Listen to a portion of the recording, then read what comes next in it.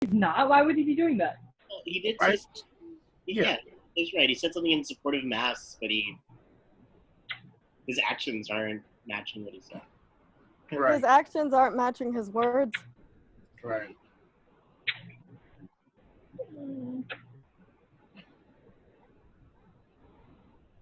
He's so Sheep cat. cute.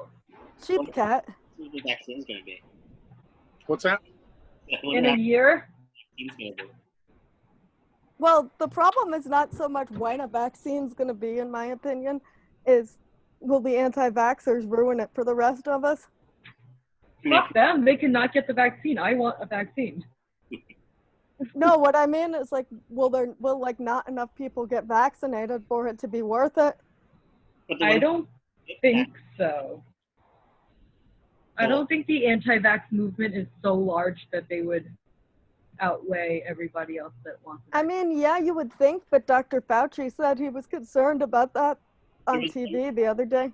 that said that 20% of Americans either wouldn't get it or would wait a long time. You think 20% of Americans? Not me, that I don't remember where the poll was. But I mean, 20 that is kind number- of a low number.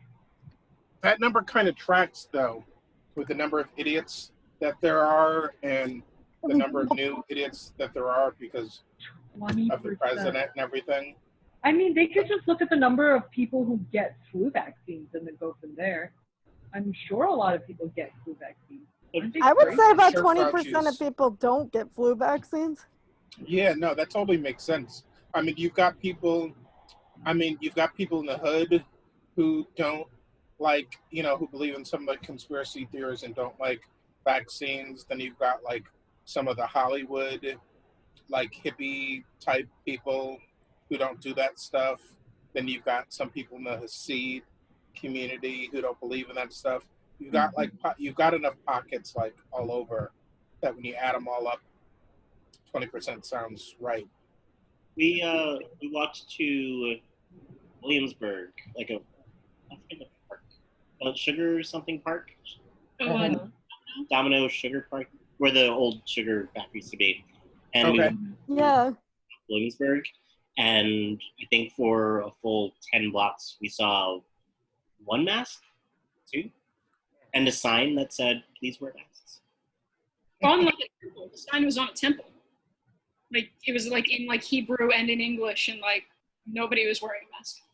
Well, the Hasidic Jewish community, I've noticed, has been like notoriously ignoring the rules too, because they think God's gonna save them.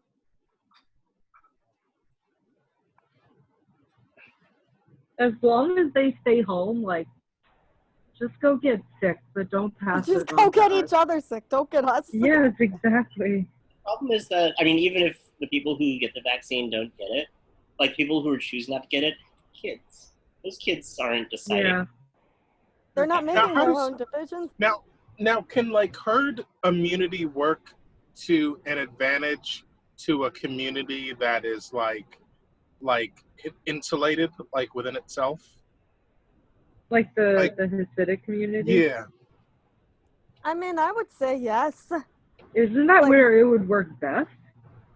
but here's the thing: is like I mean, it also works in the Oh, that opposite means- direction too. Right. That means a lot of people would have to get it, though.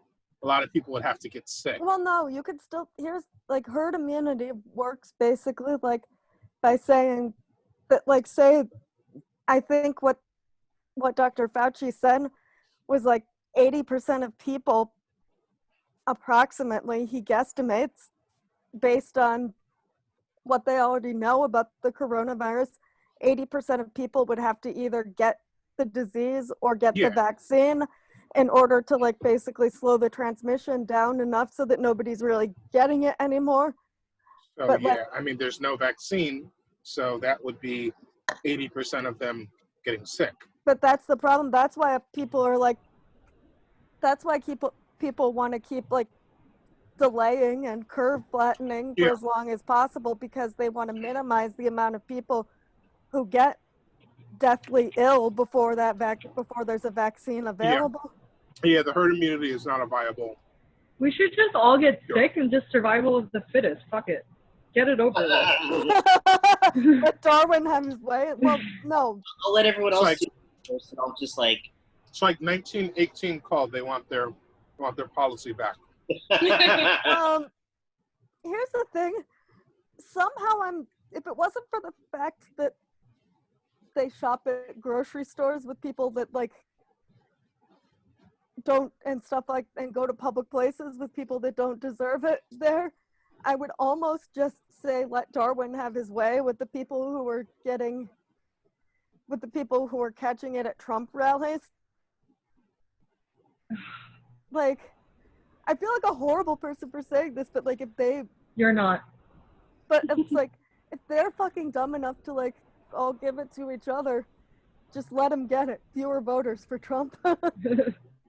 But then But people I, work those events, and people who work those events are essentially. Well, yeah, that's what I said before. That if it wasn't for them, that's what I would say. I do feel bad for the poor people who have no other choice but to be there, or like say the grocery store workers that these dumbass Trump voters have to come in contact with. we should propose to those who are just so, my body, my rights. I don't want to wear a mask. I don't want to like follow these Make them just guidelines. put them all in a bubble together. Yes, but have them like go visit a hospital where people are suffering and on ventilators, and then, lock them up, cage them up, and wait until it passes, and whoever dies, dies, and whoever doesn't, doesn't. Like if you're not taking this seriously, then you should see what it's like for those who are doing their best to avoid it, and like you guys aren't helping. I don't know about rounding up and imprisoning people. Huh? I don't know about rounding up and imprisoning people. I feel like there's a history of that. Stop being a hippie, Julian. This You're is why not- the left. This is why the left Oh. loses.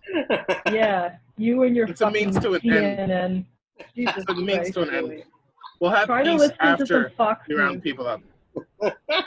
We'll have peace after we round people up. Yeah. We'll have peace on earth after Hey, we Joey's trying to rid of get them. in. Oh, Joey's well, trying he's to get clicking in. the wrong link probably because I don't see him. Let me send But him. if people are just so opposed to following the rules because they feel like they're above this virus for some reason, then why not just let them contract it if they contract it, and then make sure that they just stay away from the other people that are trying. Yeah, to we do don't their have to best. lock them. We don't have to lock them up. We can let them go on an all expenses paid, trip to an the island. taxpayers' dollars, get the fuck out of here. No, Dude, just it's gonna put them in be a lot cheaper than getting the rest of us sick. You got to think of the investment. You got to think. Just put them in one of That's- those cages that they're all for. See how they like it. Maybe I kind of like Flav's idea. Just like trick them into thinking it's an exclusive, Republican, pure race only trip, and they're like, "Oh yeah, I can stay away from all the lesser people," and then they like just are all on a cruise ship together, and Or we can Yeah, secretly charge. exactly. Or we can secretly charge them for it. You get an all expense paid cruise for a month. Tell Good him- luck. No, I'm Tell agree. Joey that I just put the link in the group chat again. No, I did. I told him. Because like a lot of those people He have the thinks he's in. Well, is he talking to himself? Because I don't see him. Danny, what did you say? No, I agree with Flav. It doesn't have to be all expenses paid. It could be like a fire festival sort of thing where you shove everybody off onto Well, that went badly. back into the economy. You help out lower income communities. It works out. We could drop some seeds off with them and say, hey, you don't like science too much. Well, you might want to follow these instructions because if you don't, good luck growing food. Let's make this And that- happen. And that way it'll almost be like a rehabilitation. Like, maybe they'll survive and they'll come back believing in science. Yes. really does suck that those people kind of ruined it for the rest of us. Like, What? there are countries in Western Europe that, had strict stay-at-home orders, strict lockdowns, did it for like 11, 12, 13 weeks, they're not out of the woods, but they're in a much better position than we are. And here, people had like half lockdowns, and now there are more states that have more new infections now than in the beginning. Now is it? Because people, they ruined it for the rest of us. It's really about the mindset of people in America. I think this country is like way too large to have like Oh, that's true. everyone to be on the same mindset. Like other countries that actually care about their fellow about their fellow Hey, what's You good? missed Hey, Clark. what's good, Joey? Not much, Flav. I just saw your last message just as I was on my way in, and I'm just wondering, should I call that number now or tomorrow? Well, I just gave you the email. I don't think it's a number. Oh, So, okay, yeah. It's an email, so feel free to email her right away. All right, cool. Emily, I love your Mets shirt. Go Mets. Well, I'm normally a Yankees fan, but Ah, not today. it's okay. I still like you. Go almost, Yankees. it's almost baseball season. Believe it or not, it's going to be a 60-game season this year. I mean, they're probably going to be playing before like an empty Citi Field or Yankee Stadium, so it's going to be weird to see on TV. But at least there'll be some season. Well, I bet they'll probably like edit in crowd noise or something. Yeah, definitely. And this is fucking hilarious. Like in Oakland, like apparently they're letting fans submit pictures of themselves to be made into cardboard cutouts to sit in the seats. And if a foul ball hits a cardboard cutout, like whoever that person was, they're gonna mail them the foul ball. That's kind of cool. That's hilarious. Yeah, That's kinda Isn't cool. that great? that is pretty great. Wait, so they're gonna make that many cardboard cutouts? I mean, I think it's only like a certain amount that they're gonna sell. Yeah. Okay. I think only probably for like the lower deck where foul balls usually actually go, I see. or I home see. runs. The one thing that's going to suck, though, is, like, as soon as the Marlins or Devil Rays come to New York That's my worry, is that what Yeah. the Marlins are. I mean, MLB has been, well, we'll see how foolproof it is, but they think Wait, they've why are you- developed a foolproof plan to like keep the players in a bubble. Yeah, Oh, you mean to keep Florida out, basically? yeah. Well, we're talking about the Marlins and the Rays. The Marlins are Miami and the yeah, to Rays are keep Tampa. Florida. So, Yeah, to keep Florida out. and the Yeah. Yankees. But here's the thing: is that the Mets and the Yankees, like Joey, your concern originally was the Astros and the Rangers, but the way they have the schedule set is the Eastern Division teams are only playing Eastern Division teams. Yeah. So it's gonna be the Marlins and the Rays who are gonna be worrisome, and maybe the Braves. Yeah, true. Because Georgia's, rate is still pretty high. I think like it would suck if that ended up being the thing that caused a second wave, because I could see that leading to a backlash against baseball in general that almost led to just the league being boycotted next year if they ended up being responsible for a bunch of What deaths.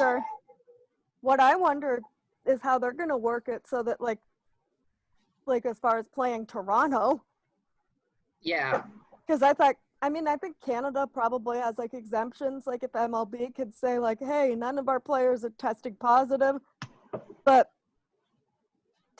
this is about the one time that I don't worry about the Red Sox coming, because Boston has controlled it like to the same degree that New York has. It's true, yeah. Yeah, they're, the last thing we have to worry about right now. Well, in Baltimore, Philadelphia, and Washington aren't that bad.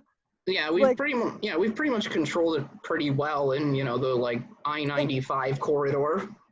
Where I would start to worry, like I said, is the Braves Yeah. and the Marlins and the Rays. The Phillies, I'm not so worried about because half of them have had it anyway. That's true, yeah. They have immunity. They got antibodies. Mm-hmm. Yeah, definitely. Yeah, so yeah, I was just always got to watch out for Florida in general. What a crazy Florida man. state. Yeah, exactly. So what's up? What are we talking about otherwise? We already read Clerks. Oh fuck! I should have. I wish I'd been here for that. I Flav was Randall. oh, that must have been great. I'll have to jump back in and watch all that. Fuck, I spaced out. I forgot tonight was the night. Ish was listening for a while, and then he was playing Silent Bob, and then he mysteriously disappeared. As he often is want to. I don't know. I still think Julian and Danny, that you did a great job as the various customers. I bet. And then I was Dante, but then I also did the Berserker ones. That's great. So then, Ola Metal. what? You were Olga, the metalhead? Yeah. Yeah, that's great. Oh yeah, And he was Flav great. read both Randall and Jay. Who did Caitlin Bree? Well, we didn't get there. Oh, We stopped before the end. Like we Oh, stopped yeah. around the scene where they're playing hockey on the roof. Cynthia was the narrator and Veronica. Oh, cool. You want to pick it up again from there? I could jump in and as one of the characters. I mean, You can be the narrator because I. Okay, I'll be the narrator. I will say, Cynthia, I like your narrator. Huh? Yeah. Yeah, thank you.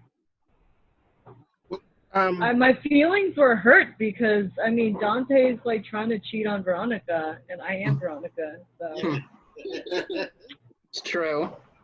What do you are you talking about picking it back up now, or do you want to I mean, I think we should pick it back up next week. Yeah, whenever. Yeah. I mean, I wasn't necessarily saying now.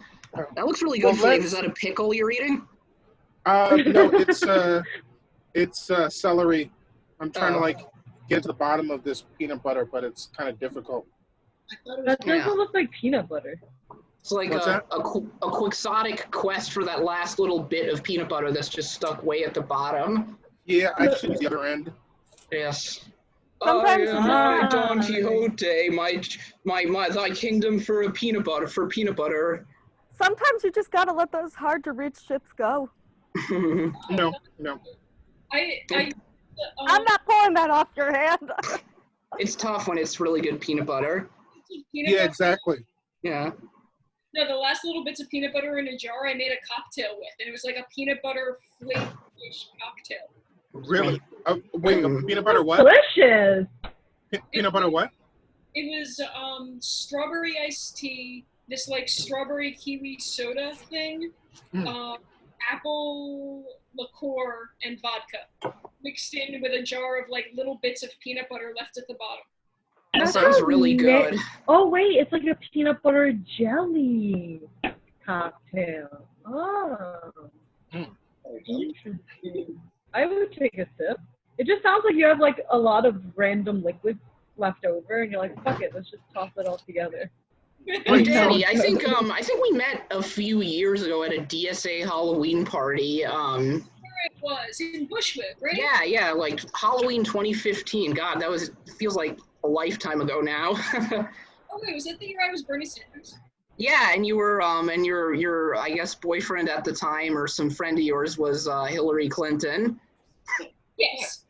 How do you remember 5 Halloweens ago that I just- clearly? I just have a freakish good memory, and I have a freakish good memory for faces too. I know you, Joey, because you post so much on Facebook. Yeah, I am very extremely online, and have been since approximately 2008. Your typing fingers are very busy arguing with people, apparently. Yeah, way too much time on my end. Yeah, as Flav, can attest to. I mean, I think that's like me and Flav met, during my brief stint at Nyberg, but our friendship really blossomed when, arguing, when he would always, come to my defense when I was arguing with idiots on my wall. Yeah. Yeah. So Wait, best friends are me Slade, nowadays. you were Cheers. with Nyberg? Me? Yeah. Yeah, for 5 years. You missed the memo, Cynthia. Were you really? Are you Yeah, sure? I was a director. I thought you were always with Working Family Party or whatever it's called. No, I wasn't with Working Families until 2015. No, he was with Oh. CCE when I we was were with working for CCE. Nyberg. Oh, Yeah, that's I was maybe with what I'm CCE. thinking of. Yeah. Got it. Yeah, that's how I'm. Yep. I mean, you met me when I was at CCE, Mm-hmm. probably, Yeah. but then I was at Nyberg for a while. Yeah, Oh, because okay. you went to Nyberg after we left, Cynthia. Yeah. No, I was still there when you were there, Emily. No, we weren't there. Like we overlapped like the same time. Like, Mm-hmm. but what I was saying is Flav was still at CCE, and then he switched over to working for Nyberg after we no longer worked for Nyberg. I'll be right back, guys. I Oh. gotta move downstairs where it's quieter. I'll be right back. Okay, we're not going anywhere. Not yet, anyone. Oh, I have to hop We should- on too. we 'Cause should I'm going switch to up the to, beach like, tomorrow. We should switch up to like do Friday, next Friday. So what Friday? Like what The happened? movie Friday. The movie Friday. Oh my god. That would be fun. Or Yeah. Except your Smokey don't want to raid. What's that? Yeah, Except your perfect Smokey don't want to raid. I mean, that's on him. We got more actors. I mean, really, yeah. A, we have more actors, and B, maybe we can get Katie to read. He would do it though, because he's a professional. Well, I mean, Well, maybe he doesn't want to go to work in his social time. that's true. I mean, I think it would be fun as long as we make it fun. I mean, celery looks so good. I thought you meant a professional smoker. I was gonna say, that too.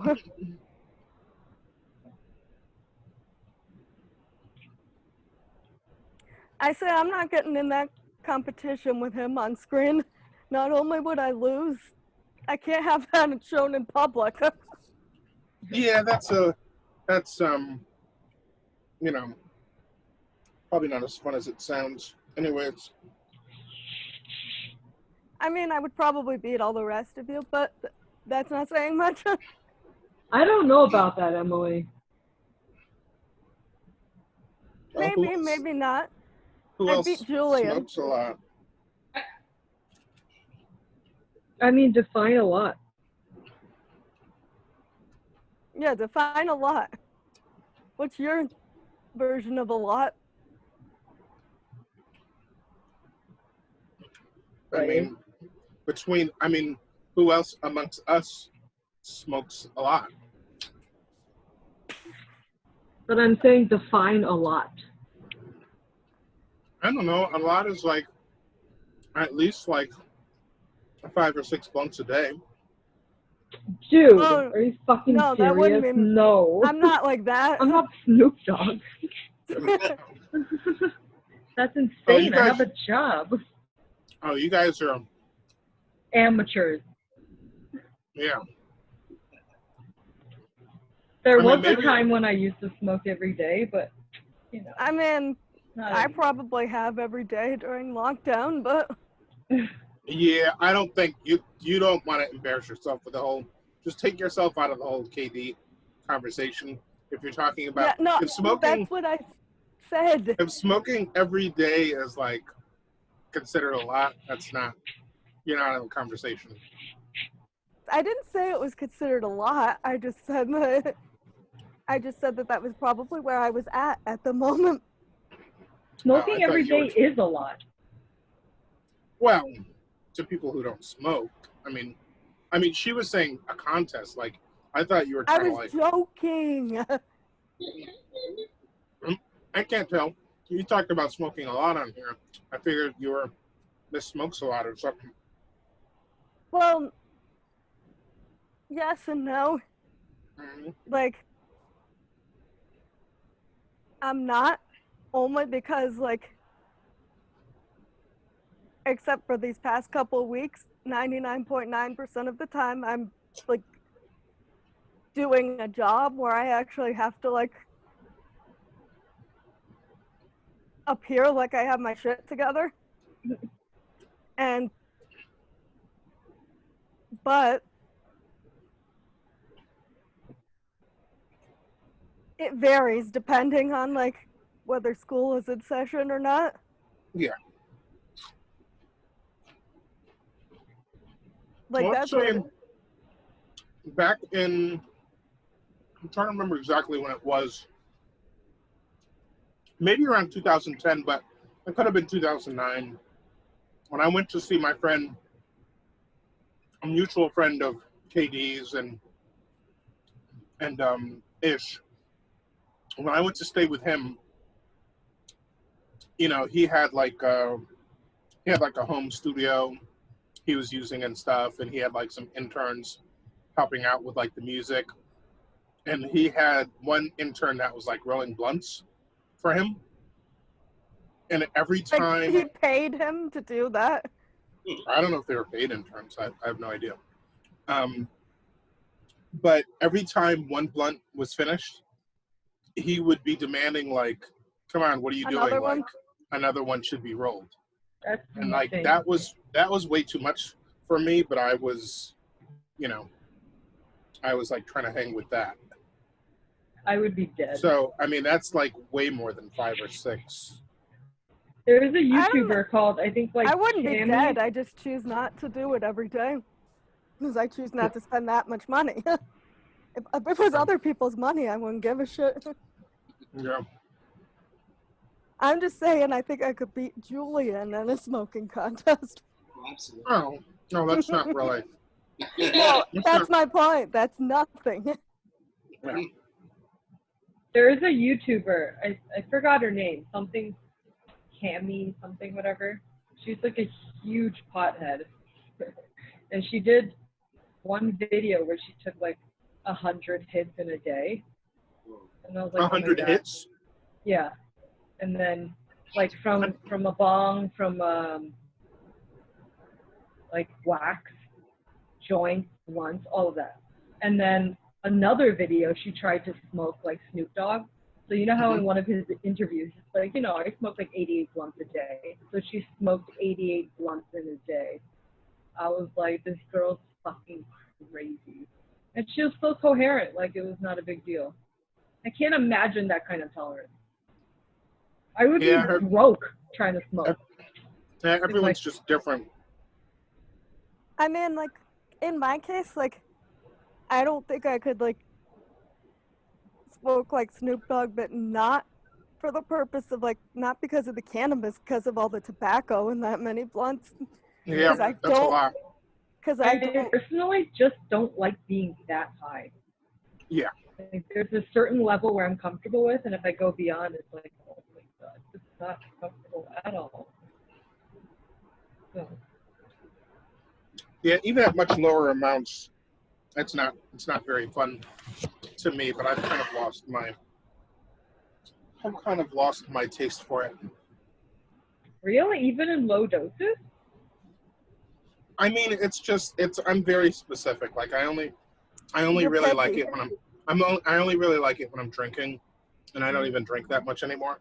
And also in the right company, it's good. But like, if you're just all by yourself, sometimes it can get like not that fun. But like with Yeah, it's not that fun, and I don't enjoy it by itself, which is kind of a problem because I don't really drink. It's a little off topic, but Danny told me this earlier. He told me this. As far as bars that are permanently closed, Divine Bar in Bushwick closed, right? what? Divine Bar in Bushwick on Broadway. They Closed? closed? Yeah, What, you mean like permanently because they went under because they closed for the COVID? Was it a good bar? was pretty fun. I mean, kind of divey, but like it was a cool place in Bushwick. Dave, do you remember that place? I feel like you've been there a couple of times. Well, yeah, I'm trying to remember if it's the one. I'm trying to remember if it's on the Bed-Stuy side or the Bushwick side. It's on the Bed-Stuy side. There's like an backyard in the back. Yeah, I like that place. Yeah. We're permanently close. No, I like that place a lot. That place was fun. That sucks. So it was on the Bed-Stuy side, like how my bedroom was on the Bed-Stuy side of the apartment, Julian?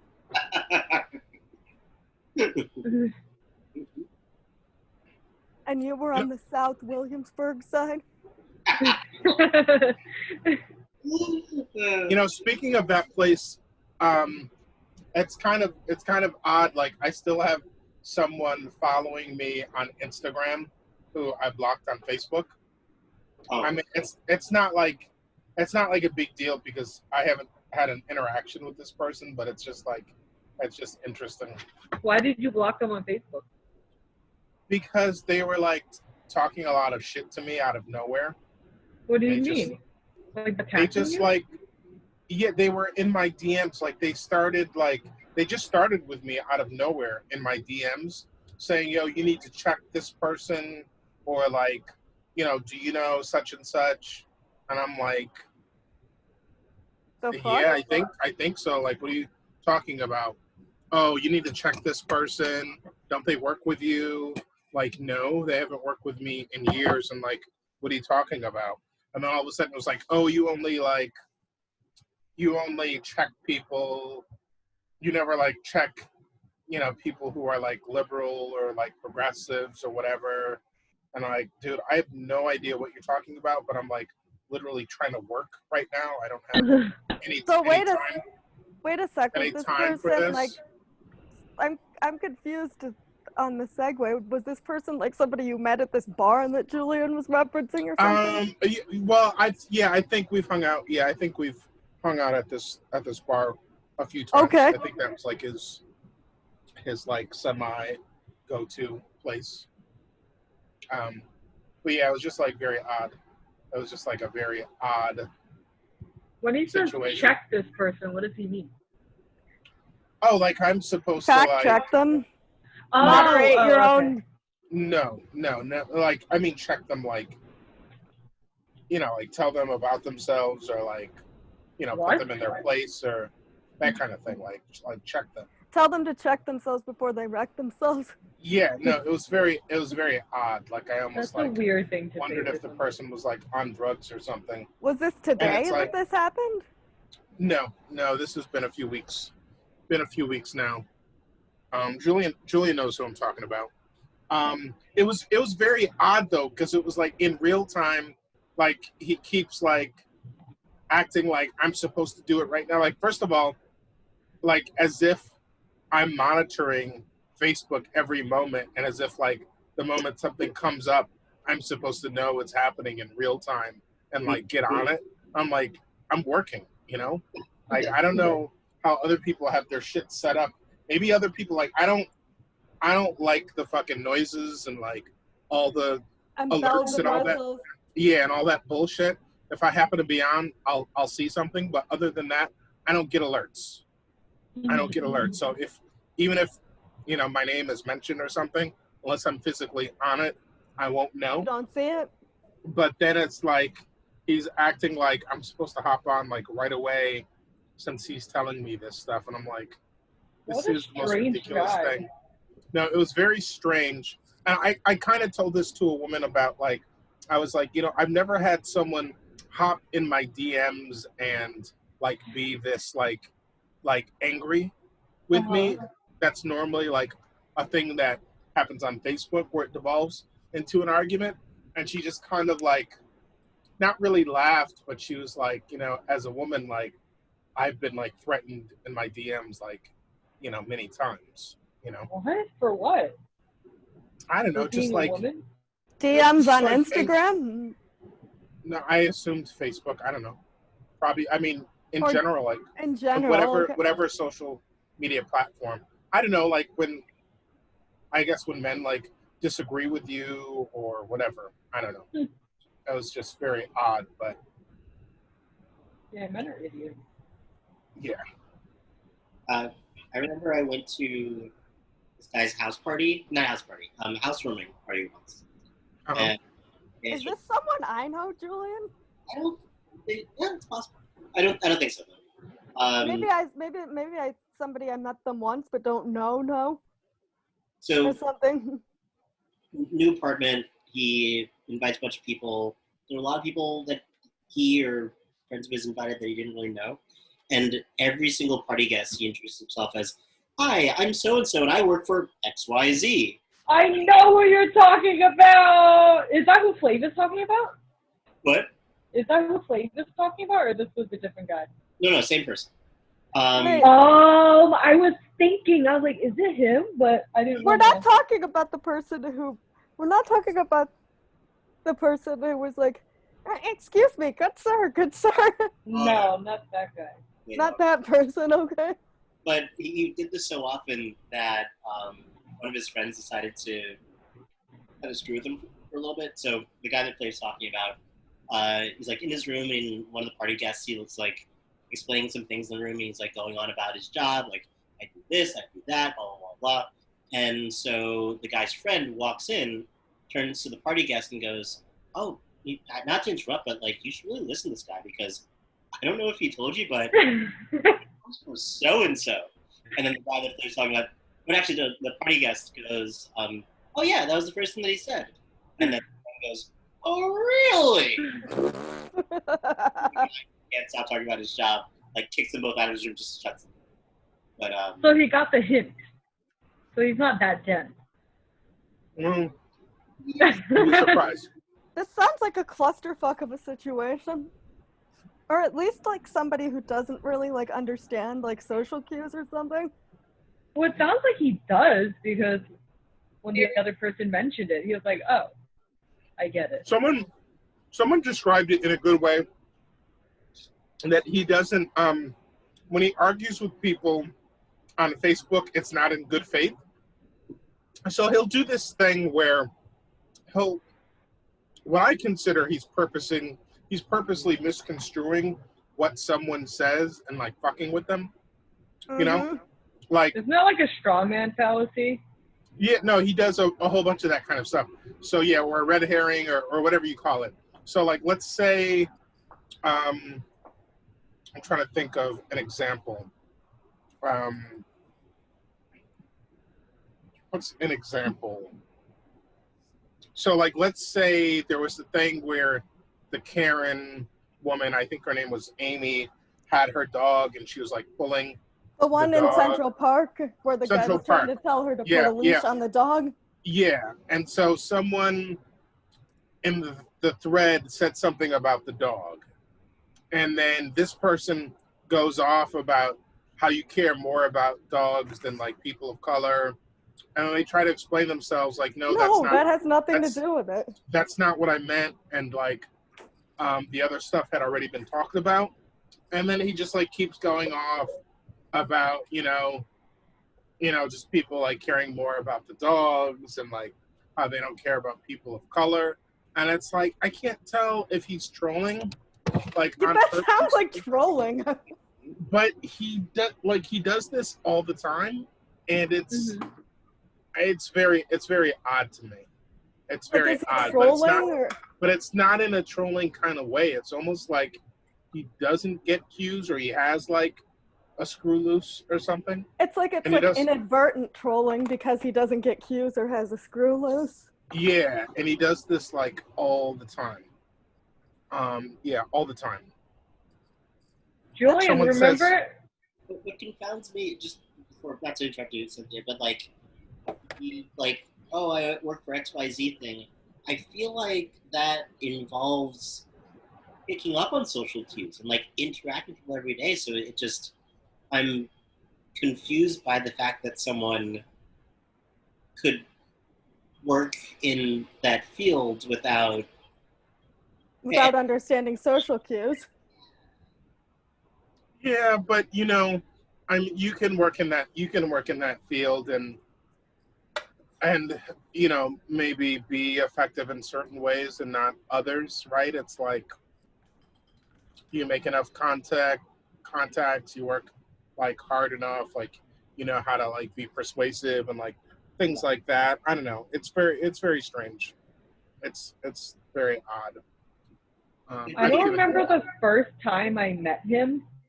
I think I met him through you, Julian, and I did not like him. Shocking. I don't like anybody really. Yeah, you don't like anybody.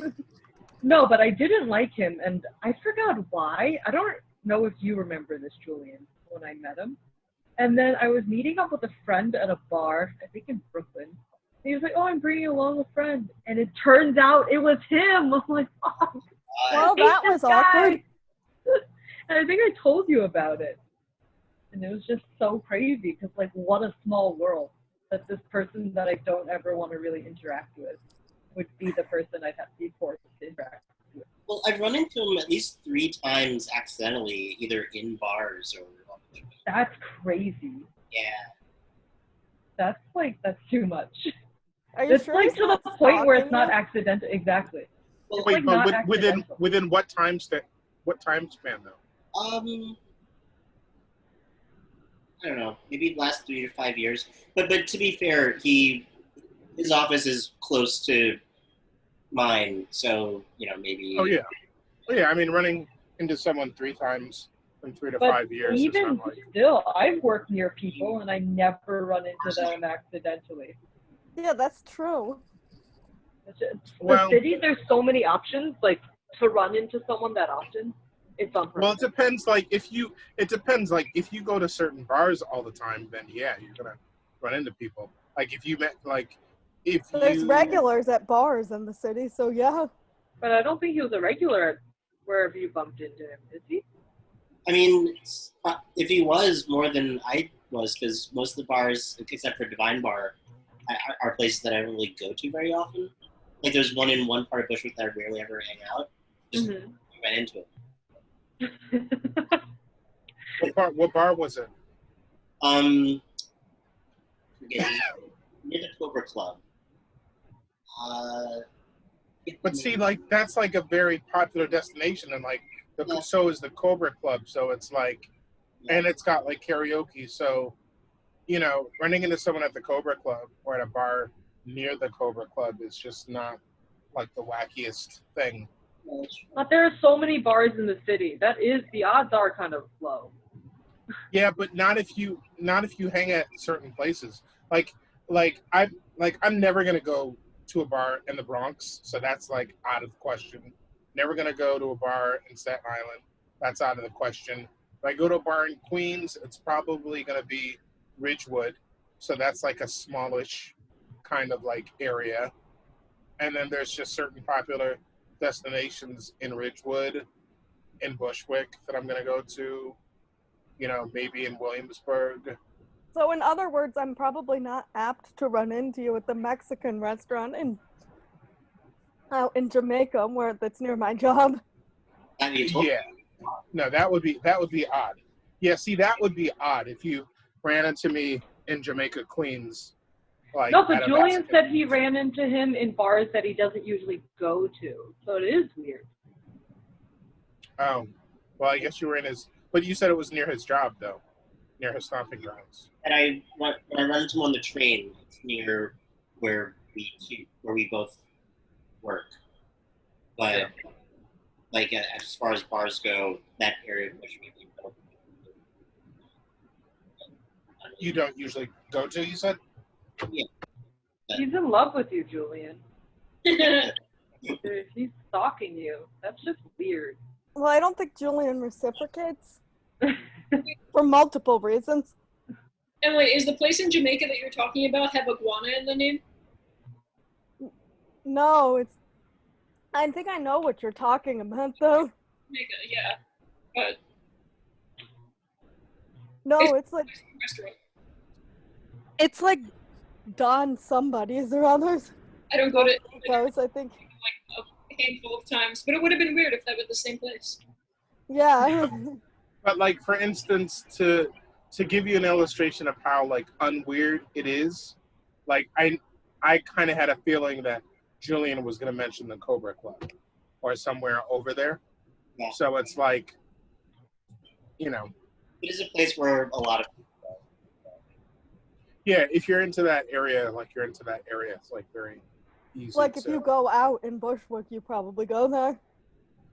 Yeah, you've probably been there. There's Cobra Club, and then there's like, what's the other place that we've hung out a lot at, Julian, over in like Bushwick area with a pool table. Bootleg? What's that? Bootleg? Yeah, like Bootleg Bar, and then Starlight. You know, Are places there over there. rodents of unusual flex there too? Not at the bar, but there was a bar in Bed-Stuy that I was like really grossed out. That was like right in the back of the bar. I feel like it might have been a little bit new. It was like right on Broadway, like right on the Strip, and we were hanging out in the backyard. You know, they had the wooden tables or whatever, and like a rat just like jumped like right across the table, and I was like, "What the fuck is this?" What color was the rat's fur? I don't know. I was just not expecting No, it's probably to have gray. to worry about a rat like while I was hanging out at a bar. But they're so cute. Yeah, right. I have some rats in my freezer. Yeah. What, rats? What the fuck? Don't talk to the children like that. You got your cat all excited talking about rats. Now he's trying to get back on my lap. Cute. Yeah, I think rats are a little smelly though. They're cute. I've never gotten close enough to one to smell it. Really? I mean, I don't know what they smell like when they're alive, but when they're dead, they smell. But they're really cute. They're really smart. They're actually really good pets. Yeah, that's totally different. Domesticated rats are totally different than. They're the same rats. They're just like different families. Yeah, one is like covered in like diseases and like fucks with people, and the other is like totally calm. Yeah, but when chill, you smart when you animal. cut them, do they not all bleed the same ways?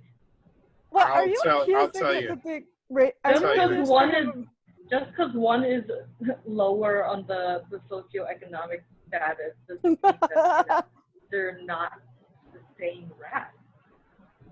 Well, yeah, they're not. They're not the Just same because They're rats. different species of rat. Yeah, so, there's different. That's Yeah, so there's- fucking racist. Like, there's Whereas different. There's No, different there's species. not different species of humans. Emily asked about the That's- fur color. I just want to say that I don't see rat fur.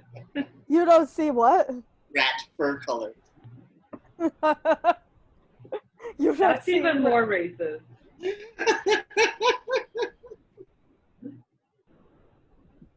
You don't see rat fur color unless it smacks you in the face. Oh. That's- But yeah, I mean, all the rats are just as smart. You know, they're all It's great. not about. It's not about smarts. So it's it's just about- about their cleanliness. That's like It's saying about- a homeless person has less worth than non. It's not about their worth. It's about. It's Danger. about like. Yeah, it's about danger. It's like how many of them there are just like roving your street, like running across your feet, like But what are digging they in the doing trash, to you? like they're fucking carrying disease, and they're making my street like a nasty place to live on. Well, right I- now, so are humans carrying disease. I'd be more concerned No, I about don't fucking mosquitoes even than see I it. would be about rats. What's that? I'd be more concerned about mosquitoes than rats. I fucking hate mosquitoes. I kill them every time I see them. So you would more want rats in your fucking living room like wild rats that you didn't buy in your living room than mosquitoes. So if there were five What? rats, Wild rats? if there were 5 rats just like chilling in your crib, like who broke in your house and were just like fucking around in your crib, that would be not as bad as 5 mosquitoes. I would be able to better contain the rats. I can put them in an area and make sure they don't go anywhere. Whereas mosquitoes, you can't control them. Have you tried to run up on rats before? No, Contain- why would I? Yeah, that's what I'm saying. That's what I'm saying. You can't just run up on a rat in your. If there's 5 of them, they're gonna run in 5 directions. Good luck catching one of them. The chances of 5 rats getting in my apartment is just so low. Okay, but you said that you would rather deal with rats than mosquitoes. Yeah. And I'm asking you in the scenario, what would you rather have? 5 rats in your crib or 5 mosquitoes? And you're saying you could just contain these rats so easily. 5 mosquitoes is a lot. Trying to locate one and kill one is a lot. To have 5? Man, I'm not I'd visiting rather your have 5 place. rats. I'd rather I'm have not 5 visiting. rats. I'm never visiting your place. She's like, I'm not Because first visiting of all, it. rats are easier to spot, right? Whereas No. mosquitoes, They fucking hide in your fucking. They fucking They hide. hide in your oven. They hide in your fucking everywhere. I don't They have hide in I your don't have walls. many I don't have many hiding spots in my You did say you They- have rats in the freezer. They hide in your What? walls. 10 They minutes ago, hide you in your closets. rats in your freezer? Julian, what'd you say? 10 minutes ago, did you say that you have rats in your freezer? Yeah. No, I said in the oven. No, she No, said she she said. has rats in Cynthia her said she had freezer. rats in her freezer. Oh. Why do you have rats in your freezer? Yeah, you want to talk about that? For Fluffy, my snake. Oh. Oh. Oh, I haven't seen your snake yet. Yeah. You haven't seen any of them? I didn't know that you had snakes. What? Hold on. Then no, he Wait, has how many not. snakes? How many snakes do you have? I have 2. Hold on. Oh, Let okay. me show you. Hold on. And where do you get these frozen rats Oh from? my god, Julian, I can't believe you haven't seen them. Oh my god. Hold on. Where are those Instagram stories? Oh, I didn't see them. Well, now I know Cynthia's not afraid of rats, like at all.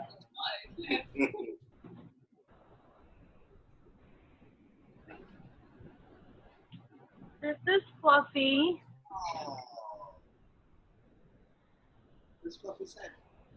Oh, I see. Look at him. Hey, How old is he? there he is. How old is Fluffy? He just turned 1. Oh yeah. Well, Did you have Python. Did you have a birthday party?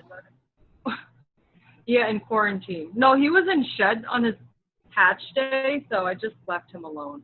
Oh, okay. But he's eating medium rats now. Look at him. Oh, okay. And then I have. Wait, is that the same? Wait, those were 2 different. Those were 2 different ones, right? I don't think so. She's getting Oh. Getting- Yeah, Oh, that okay. was one snake. She's getting the other snake. I see. I was gonna say they look a lot alike. Well, duh, they're identical twins. Yeah.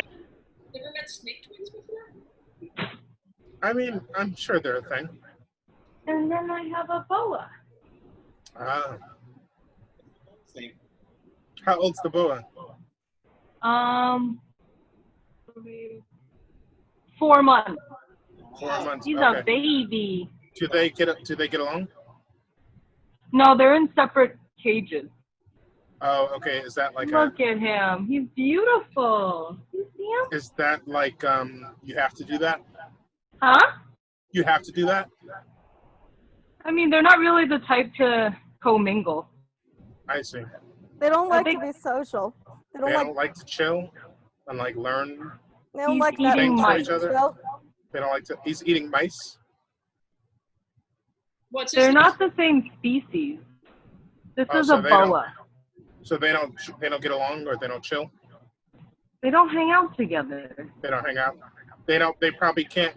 Can they communicate to each other? Probably not. Shut up, Flav. What? I'm Of asking course. questions. Of course, what? Of course not. He's so cute. He's gonna be a big guy. Can't wait. In a few years. Wait, so that's a dumb. Is that a dumb question?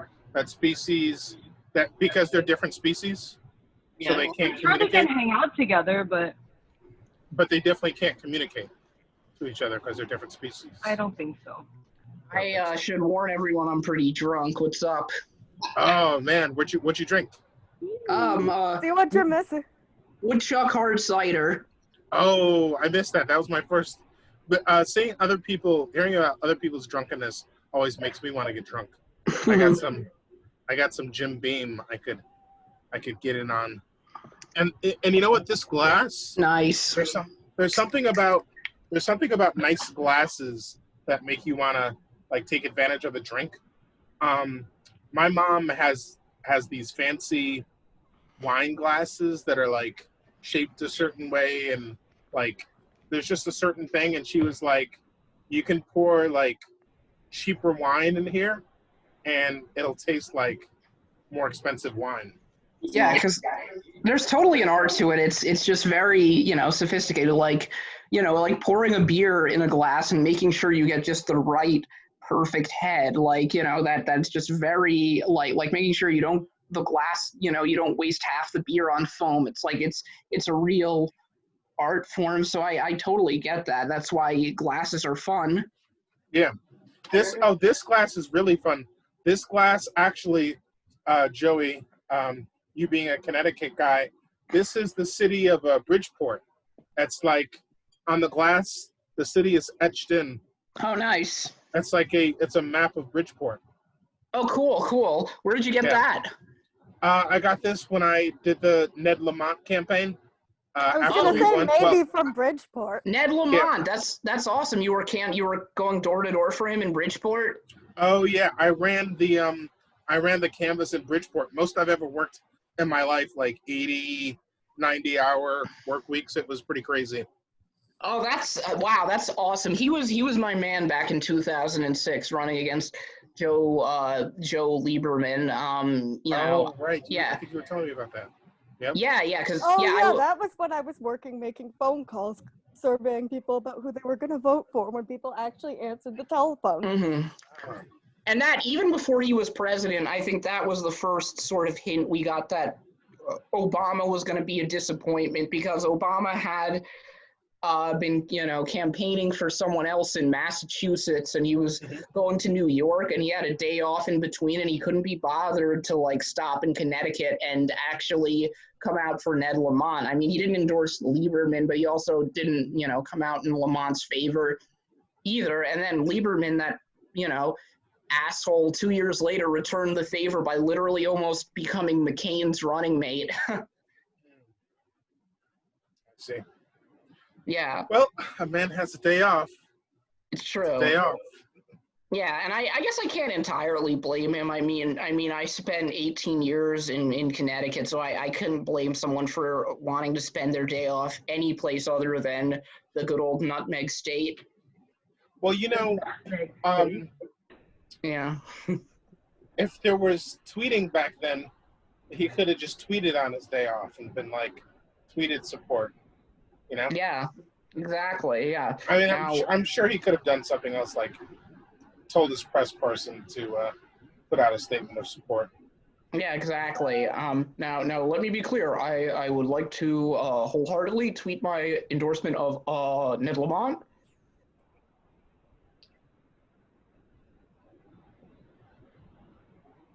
So, Woodchuck, are you? What flavor are you drinking? Amber sweet red ale, sweet red apple, the classic original flavor. Okay. There's another Connecticut. I mean, it's not from Connecticut; it's from Vermont, but another New England delicacy. Yeah. Like, I used to see this all the time in Connecticut, and there was a brief time, like when I was first in the city between 2008 and 2010, where they were in every bodega. But then for a long time, I didn't see it at all in the city. And living in New York State, I haven't seen it that much until today. I just saw it in the local Hannaford's, and I just couldn't resist picking it up. Yeah, I don't know how many times I've seen it in a can. I I used to always get the bottles. Yeah, that's what I was to say. I've only seen it in bottles. Yeah, I think this is a new thing. But Oh, yeah, okay. the bottles were great, and the one thing I still didn't see, which I might have to just see if it's on the site and order it, is the Granny Smith, because that was my Oh, favorite. yeah, Granny Smith. Yeah, that was one of the classic flavors. Mhm. Yeah, I feel like the thing about ciders is like maybe after what they taste great, but maybe it's hard to drink a lot of them because they're so sweet. Yeah, it's true. I mean, unless you get, I mean, the American ciders are oftentimes overly sweet because they have a lot of additives. But I've noticed the English ciders are actually a lot Dry. better. Like Strongbow. Strongbow, I think, is still my favorite. Yeah, like just Yeah, I nice like that dry one. crisp. Yeah, so as we approach the 4th of July, I just think, fuck, if only those bastard slave owners hadn't of decided to leave the British Empire, we could be having better cider. And all we would have to do for it would be to say God saves the Queen every now and then. I've heard cider's like pretty big and I guess it's pretty big in England, right? Mm-hmm. Yeah. And it's pretty like there's apples everywhere and it's pretty easy. Not that we're going to be allowed to go to England anytime soon. It's true, yeah. Yeah. Well, we got apples. We got our own apples. My Anglophilia was very heavy when Corbyn was running. I'm really pissed that he lost. I mean, like him and Bernie were both, destroyed by the media. It's like they were my spirit socialist grandpas. Yeah, they pretty much just ignored Bernie this time. Yeah, they ignored Bernie and just completely destroyed Corbyn. Yeah. There's another cider I get a lot that's been popular at bars. I'm trying to remember. Angry Orchard? No, not that. It's better. I feel like it's better than Angry Orchard. Magners? It's like no, not Magners. Reds? It's like less sweet. Nope, not Reds. It's less sweet. It's become quite popular. It's very good tasting. Man, Julian, you know what? I just randomly had this thought because I remember. Do you remember that random Irish pub that used to be across the street from the NIPERG office? Yeah, Murray Street Grill. No. After Murray Street Grill, like. The one that Richie. It was like oh somebody. It's like. What's that? Lilia Bryant's? Yes. Do you remember the night that I met you there? And the reason I thought of this because I remember ordering hard cider on draft that night. Do you remember the night I met you there? And the whole place had fruit flies all over. That sounds familiar. Is that the place that NIPERG used to go on like Thursday nights after work? Because I remember during the brief time I was there going to this one pub. It might have been that one. I don't know. Yeah, right across the street. Yeah, right. Yeah, I think either across the street or just somewhere in the neighborhood, somewhere that just probably across the street. Yeah, that was so funny. And then the bartender was kind of like, "Yeah, you guys gotta leave. We have a guy coming in." That basically he kicked us out because they had a guy coming in to fumigate. He was like, "We just can't." Yeah, he's just like, we can't deal with it now. Yeah. It was like a little weird, and there was more, and then all of a sudden it was just overloaded with. I always forget I have to take my glasses off when I'm on here because otherwise it just reflects in my eyes and I just look like this weird cyborg. Oh, I've had that before. I kind of like try to take advantage of that. Yeah. Part of the reason I want to switch to contacts. Oh yeah. You've been thinking about it? Yeah, just because I'm on here a lot and that, reflection is weird. So yeah, at some point, when I am able, I am gonna, look into that. I mean, I don't know if that would just be irritating to me in its own way too, though. So I don't know. Well, make sure Yeah. you don't eat jalapeno peppers right before you try to put your contacts in. Yeah, that that'd be sounds bad. That sounds like there's a story there too, Emily. Did that happen to you once? No, I don't wear contacts like it's dark. I read it somewhere. Okay, yeah, I'll remember that then. That's How not about fair. Brooklyn Cider House? You ever have that? Brooklyn Cider House. I don't think so, actually. No. They shut down. What's that?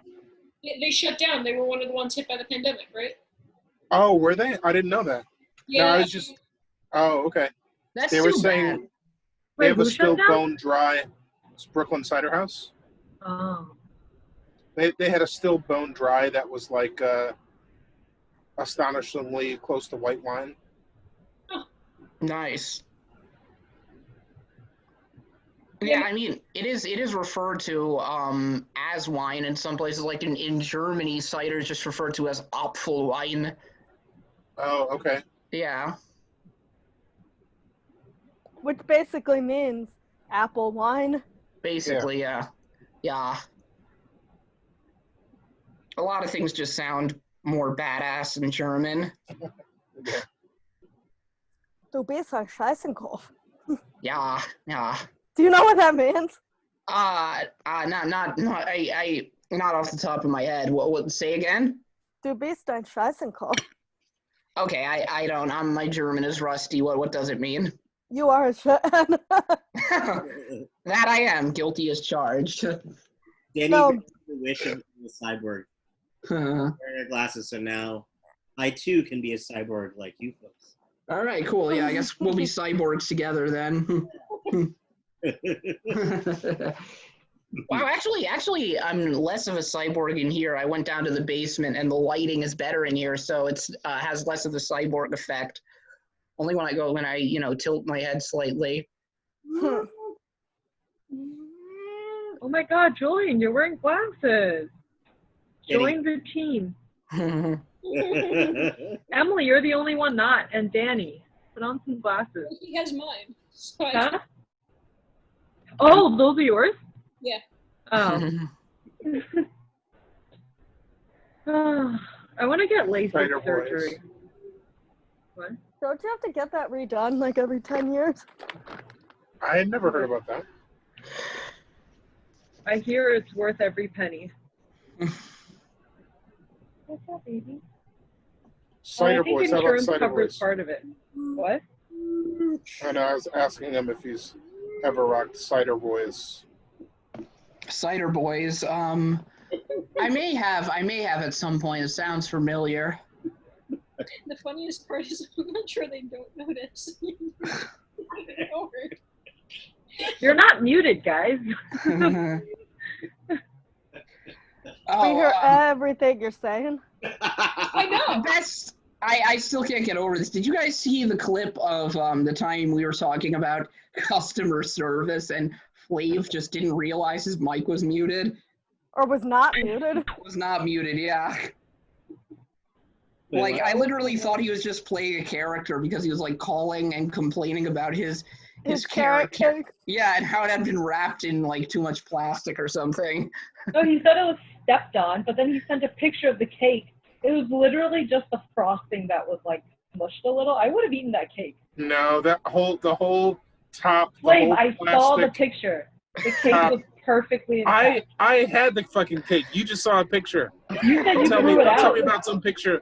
You Tell me said about the you picture threw you the saw. cake This out. was my life. Such This was a my life. waste of- Not just a picture. Such a waste. You read You know about what? my I'm life. gonna show I the lived picture. it. I'm gonna show You the read picture. about it. I lived it. I took that. You picture. didn't live it. You didn't eat it. I You lived fucking that threw it life. away. I lived it. You didn't live shit, Karen. Oh, ain't no shots Karen. fired. I ain't no Karen. Let me look for this fucking carrot cake. So many messages. Listen, you let Karen people go cake. around stepping. You let people go around stepping on your cake, and you'll be eating stepped on cake for the rest of your life. He stepped on the lid. The cake was intact. Scrape the frosting off and eat the cake. Yeah, that's You know what else is Doesn't work intact? if you're a germaphobe. What? You know what else is intact? All the bacteria from the bottom of that person's shoe. Like, that went into the. is your house shoeless? My house is. There's no real rule like that. Oh, so you fucking wear shoes in your house and you're complaining about shoes? As I George Orwell don't- once said, I if you want don't to wear make shoes in my house, and neither do my roommates. There's just not an actual rule, but out of like That's respect. nasty.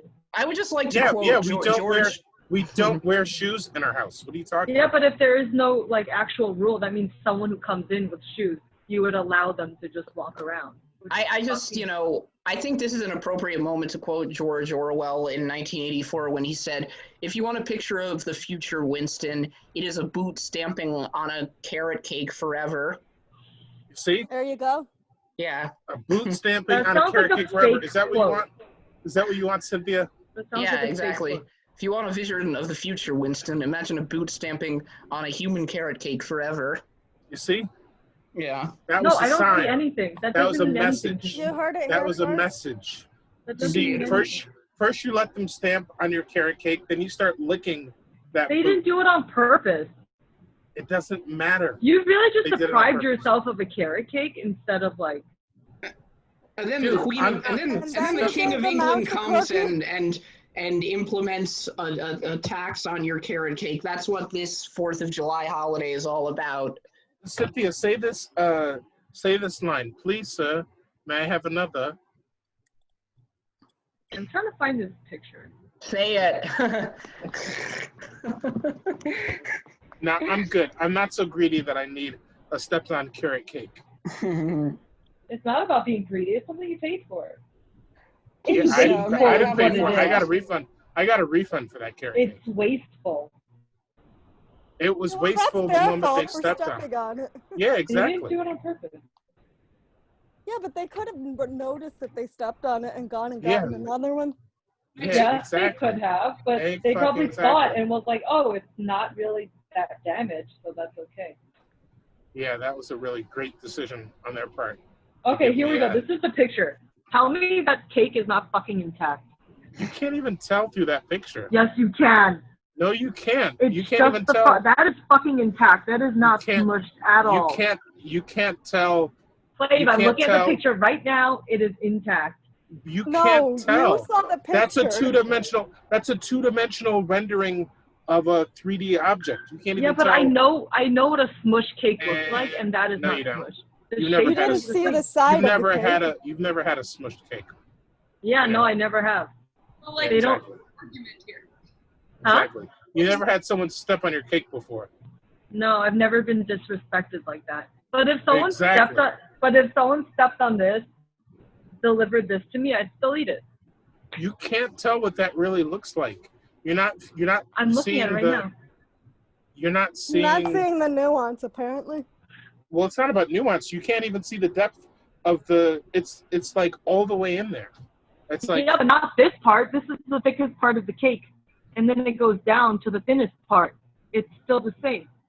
what do you mean thinnest part? You know how when you cut a sliver of the carrot cake, it's like a wedge? No, that's how much they stepped on it. Was they stepped No, on it so it's much? not. Yeah, they stepped on it so much. That's a square. They usually come in squares. They stepped on it so much they made it look like a wedge.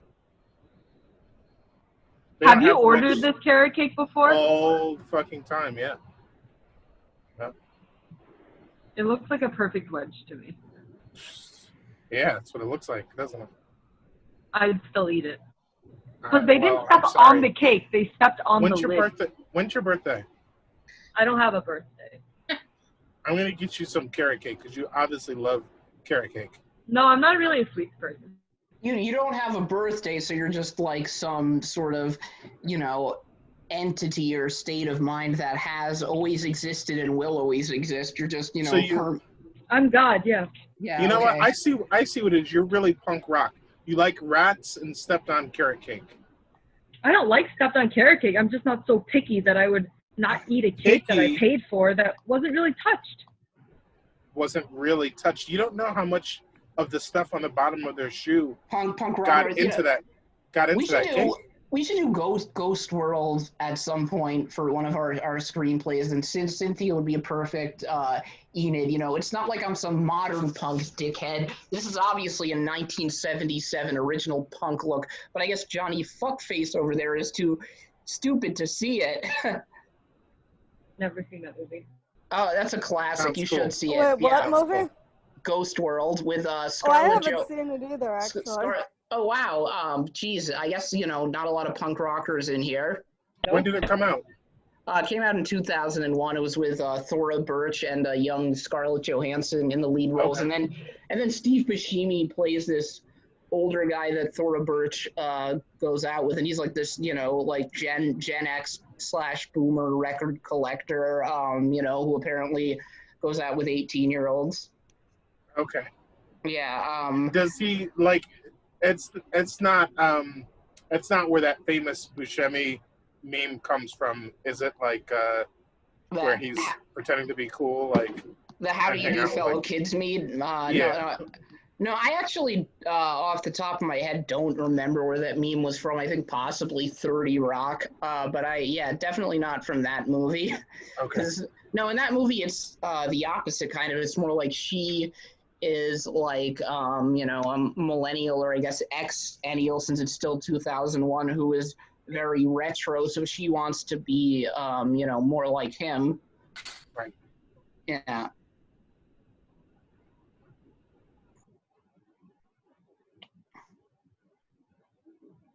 It's not like I didn't want to eat that cake. I looked at my it. God. I We're looked at still that on cake, the and I cake. just said, no, this isn't me. I can't do this. I mean, there was a time, probably like in my 30s, where I probably would have eaten that cake, but I'm like, nah, I've come too far. Yeah. I'm not eating that cake. That's I mean, just- that's ridiculous. I can respect that you know what you I've want, seen and too you much. have a certain level of I've- self-respect. Yeah, Yeah, exactly. Indeed, I've seen yeah. too much. I've seen Indeed, too yeah. much. It's not about self-respect. It's just about not wasting food. Oh, come I've- on. I If don't the waste cake food was a lot. actually stepped on, then obviously throw it away. But Oh yeah, obviously. Okay. That's Yeah. all obvious now. I understand this argument, but if something was messed up, but you don't want to waste food, couldn't you request a refund and still eat the food? If it he was got a messed refund. up- He threw the cake away. Hypothetically. That's the argument. Then I agree with Cynthia. Thank you. you didn't hear wait, first of all, you didn't let me respond, and second of all, it's not about it being messed up. It's about like something disgusting, like a human shoe, like on top of your food. It was on top of the lid. The lid was crushed all the way into the cake. Like the lid was like splintered and All right, guys. crushed. I look forward to seeing how this argument concludes, but I have to head off because I desperately need to eat something, and it will not be carrot cake. So peace out. Have a good We'll night. get back to you. Okay. Yeah. All right. Cool. back to you. Yeah. Interested to see how this. All right, thanks for stopping by. I have to leave soon too. I have to wake up at like 6 something. Oh, wow, to go to the beach? The beach. Trying to get a good spot. Or Oh, wow, you planning guys to are going get there super by, like, early. 9. Huh? Which beach Is that what time it opens? I didn't know the beach closes. that's Yeah, it. beaches open and close. Beach is How did they closed. close? Because they don't want people. No, how Out do there they with- close? How did they seriously close the beach? Tell everyone to They leave. have a sign, and then Oh shit! Then they say, get the Rules fuck and- out. rules and cops and stuff like that. Let's Sometimes they see. put up like string or not string, rope. Ropes. Electric eels. Sometimes they let the electric eels out Yeah. Of their cages. into the water. These work really hard to maintain. Oh But shit! those It says electric it eel- opens. It opens. Those at electric 10. eels work really hard to maintain order. Mhm. Oh shit! They might open at 10. Which beach is it? Far Rockaway. Rockaway. Oh, Far Rockaway. That's Well, it says 10, Wait, that's but a lot farther than Rockaway, right? uh, No, that wasn't supposed to be. That wasn't supposed to be a joke. Oh, sorry. I thought it. No, it's okay. I mean, you can laugh, but no, because I've been to Rockaway Beach before. Yeah, And I'm that's just- where we're going. Like Rockaway the Beach. Reese Park one, right? No, it's different. Isn't that Rockaway? No. Oh, Yeah. But they're all on Wait, like no, the Reese- same like yeah, slab Reese- of land. Yeah, Reese is one of the Rockaways, I think. Rockaway Yeah. is one giant beach, and there are like 6 different like beach areas of it. Oh, The okay. Reef is one of them. Oh. Far Rockaway is another one. Well, this is what's concerning me because I'm I reading see. articles Rockaway. about the beach being closed, but like Tarek confirmed that the beach opened up on Wednesday. Wait, who confirmed? Tarek. Terrence? Tarek. Terrence. Eric. Tarek. What? Eric with a K. Carrick with a K. Okay. Tarek. Carrick. Yeah, that's what I said. Carrick. No, Not carrot. No. No, I said Carrick with a K. No. Tarek. No. Oh, Tarek with a T Yeah. and a K. Oh. Yeah. Wait, how is Tarek? I haven't talked to him in a while. Tarek's having a His baby. wife is pregnant. Whoa. Yeah. I wish he would hop on here so we can like congratulate him and talk about Yeah. everything. Got him next I have so many questions. It's a boy. Oh. That's not the question I have. Well, I might know the answer to that question. What are you drinking, Julian? Okay, she was at Rock. Well, give me 1 second. It looks like hard liquor from the way your face is. I'll tell you Turning. this. I'll tell you this, Cynthia. Should I be I was- drinking with you? I was I with drank Tarek one and with Carmen on the night their son was conceived. It's Oh, Really? Jesus Christ. Not in the Wait. biblical sense. I meant before it happened. the Adirondacks. So Tarek Adirondacks? How got do you too know drunk. that? local distillery. I found it Oh, out okay. later. The baby got conceived on New Year's. Bourbon. Bourbon. Okay. You hung out with him on New Year's? Yeah. Oh.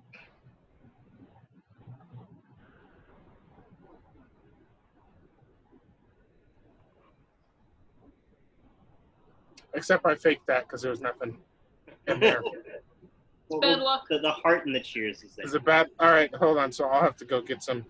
I'll have to go get some so I can unbad the luck. That's the only way it works.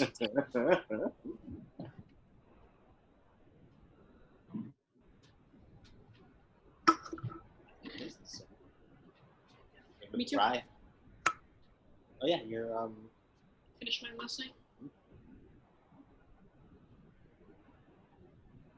Your guys are drinking beer right now? Oh, you're going hardcore. I'm on Huh? my 3rd beer. she's winning.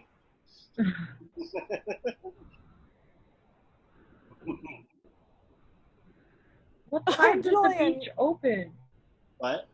You had to type in Tarek to the chat box to get the point. The He only hasn't way met- we've got it. He hasn't met Tarek before. Like I feel like with like audio whatever, I didn't know. I would think like Yeah. Arab. Well, he said Tarek does comment on our group chat every once in a while, but He only started recently, yeah, he only started recently. after the news of the child. I don't know why he doesn't jump on this call. I think he's working. Like, I think he works. He's working tomorrow. Jim Beam. Nice. Yeah. I got this from Ghana Cool. Yeah. Nice. in the what do you call that? The good what is that? The cheaper gift shop thing? I don't know. What do you call the when they charge you less because you're getting it in the gift shop on the way back? Duty free. Yes, duty free. Oh, yeah.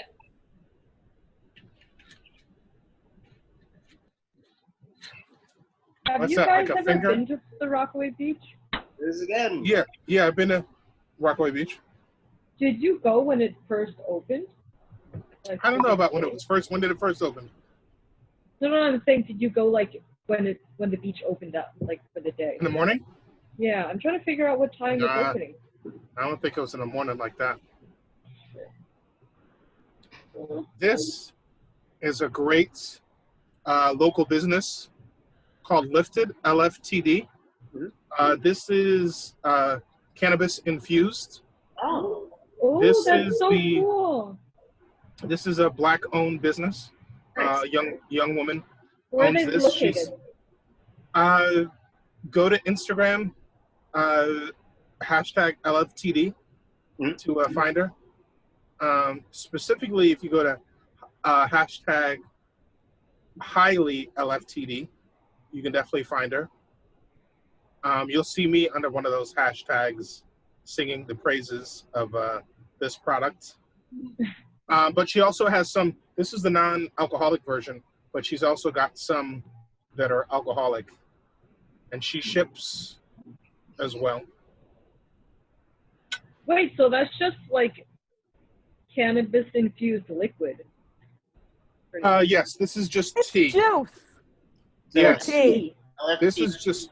is just tea, but she's got versions that are cannabis infused alcohol. Oh, shit. Excuse me. Huh? I just said shit under my It's- breath.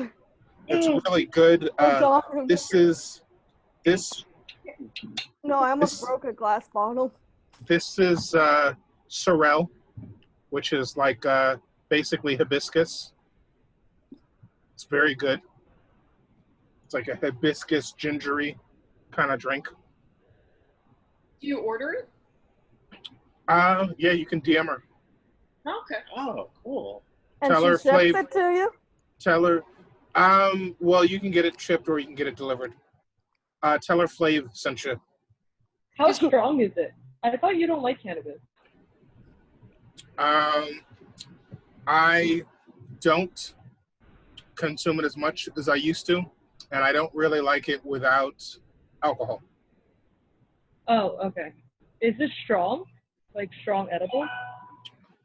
I wouldn't call it that strong. I specifically asked for sativa, but I think the default is indica. But I specifically asked for sativa because I'm a sativa guy. But I think next time I'm going to get the liquor infused. I wanted it this way for versatility.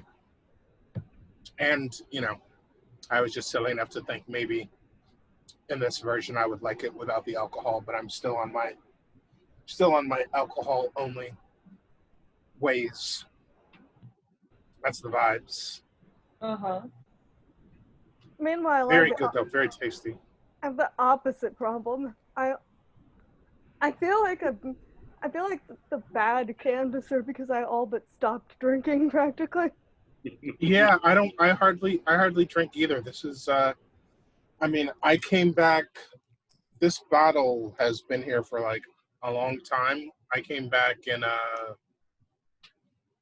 when was it, like January or something, or early February, and it's still here.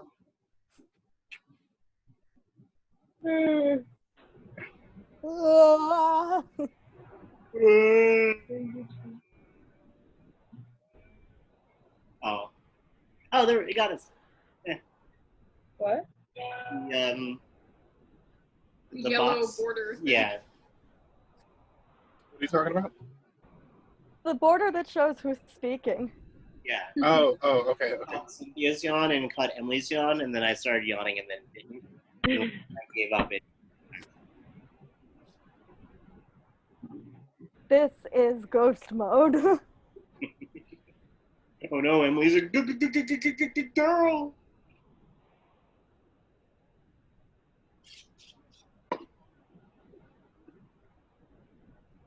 One of the rules for the beach says swimming and bathing only when lifeguard is on duty. People take a Fucking bath bathing in the the beach. Wait, what? For real. Maybe they mean sunbathing. Is that what sunbathing is called? I don't know. That's the only bathing I could think of.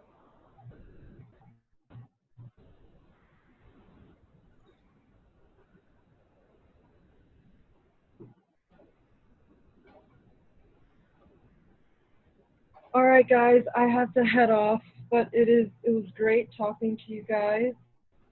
It was well. Julian and Danny, we don't see you often, We need but to see more of you. yeah, we can't do a scene reading without you guys. So, Yeah, that's true. Yep, we the haven't the done last one time we without did you. a scene reading was the last time you guys were on. Yeah, Oh, because, Very no. true. That's so true. because Clerks was mentioned the last time. Huh? Yep. Emily mentioned Clerks the last time Julian and I were on. Yeah, we Yep. haven't done it till today. Yep. Yeah, so you guys are holding us back. So let's. Has Rob Huh? No, we haven't No, seen Rob Robin. hasn't been We're on. just- Yeah, Rob hasn't been on either. He was studying. Are his classes? Is his boot camp thing over yet, or is he still doing that? I don't think so. I think he said it goes until August. When did he start? In May. He said that it lasts about a normal NIPERG summer, so like 15 Okay. 3 months. Cool. 3 months of 15 hours a day. Pretty much, yeah. I actually enrolled in a class, a language class. I will be starting on Tuesday. It's for ASL classes. I'm so excited. Oh, cool. Yeah. My So- students take ASL. That's our foreign language. Really? That's Cool. fucking awesome though. Yeah, I wish it's something that we were taught. they came in and they taught me how to say "fuck you" and shit in sign language. Kids. It's that's- not just it's not just this. No, I can't show you because I'm ghost moded now for a reason. Oh. But Oh, okay. Wait, why? What are you doing? I'm ghost moded for a reason. Read in between the lines. Are you naked? No, No, it's another reason. Are you in the bathroom? mm-mm. Cynthia, you're too pure. You just don't get it. Let her eat cake. This has been around for almost 4 months now. That's how little I drink. All right. You guys have a great night. I'm sad you won't be at the beach with us. See, look, All Cynthia, right. I'm not Have a naked. good night. Huh? You All right. should I'm not naked. FaceTime us or something, or Zoom us. Okay. Oh, On that the reminds me. I beach? have to charge my battery. All right. Yeah. I'll talk to you guys next week. Bye. Okay. Uh, Bye. Bye.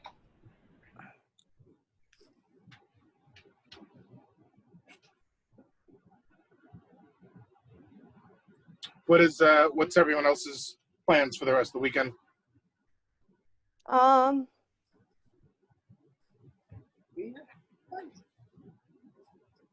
Nothing really. Yeah, me too. About the same thing as has been the plan for all of the past 2 weeks. Yeah. But I do have to Right. go back to work on Monday. Oh yeah, that. I probably have to do a little bit of shopping tomorrow. Nothing crazy, but pick up some more carrots, some more peanut butter, maybe some celery, and some dish detergent, maybe. Sounds That's my exciting. roommate thinks. Yeah, very exciting. Very exciting life. Take a shower, take my 20-minute walk,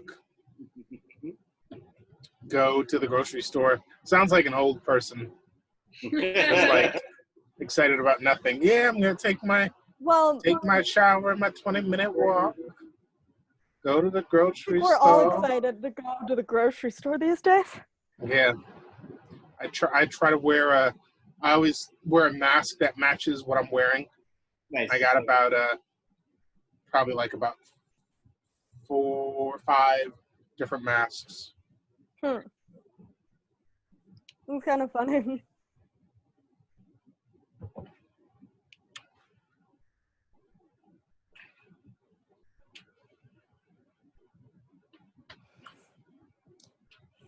Julian and Danny, do you have any plans for the weekend? Other than quarantine? We tried to barbecue today in days back, Tried? but it started raining, so we might do that tomorrow or Sunday. Tried as in thought about. She has a fire pit in her backyard. So With a little, Oh, wow. you can put like foil on and like turn into a barbecue. yeah. I like to think of you two going on auditions together. Like you always only go on auditions together. And sometimes like you both get the role. Or like sometimes you're like, we're gonna do this a little bit different. There's gonna be two people playing the same role. That's how I go on all of my job interviews with him. Oh, Yeah, you cool. bring him along, right? Yeah. I know Yeah, just for the novelty. What's that? I know you're hiring for one position, but you'll get the two of us, and you can only pay us. It's a 2-for-1 deal. Oh man, that's a great deal. Actually, right now we're both chemistry and we're both therapists. Yeah. Okay. Wait, you're canvassers and therapists? We're both canvas directors and both therapists. We both Oh do wow. the job of one person. Oh, you do There you half the go. job. Ah, that's great. So that's how you get it. You're like, all right, you're gonna pay us. You're gonna get two of us, but little do they know, you're only gonna each do half the work. That's in the fine print. And if they try to get rid of you, you're like, listen, you tried to pay two people for the price of one. Like, who's really in the wrong here? Is it us or is it you? Episode about that. Word. Oh, sorry, you can't fire us. We're union. We are our own union. That's great.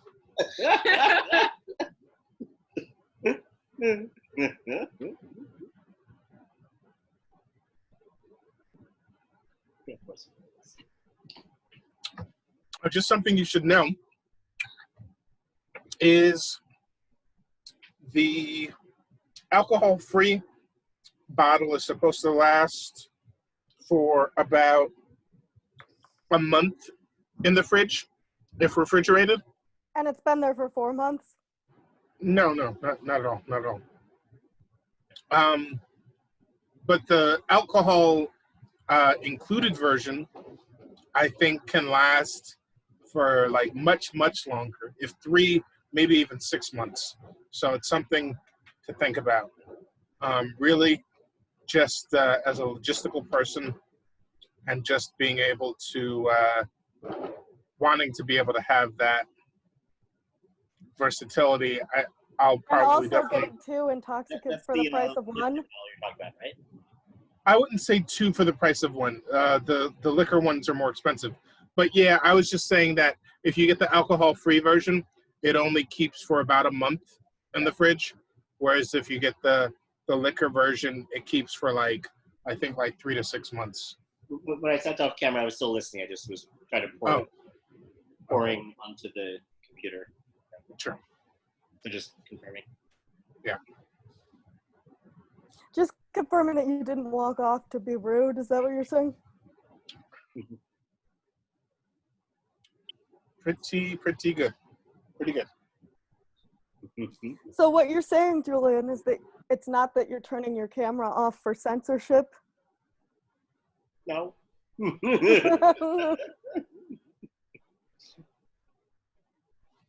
Unlike my job of turning off the camera for censorship. People could turn their cameras off for plenty of reasons. Censorship?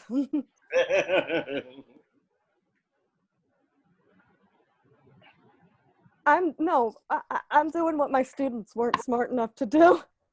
Oh, I remember a few weeks ago you told a story about a student who smoked a blunt during A class. live Zoom class. Yeah.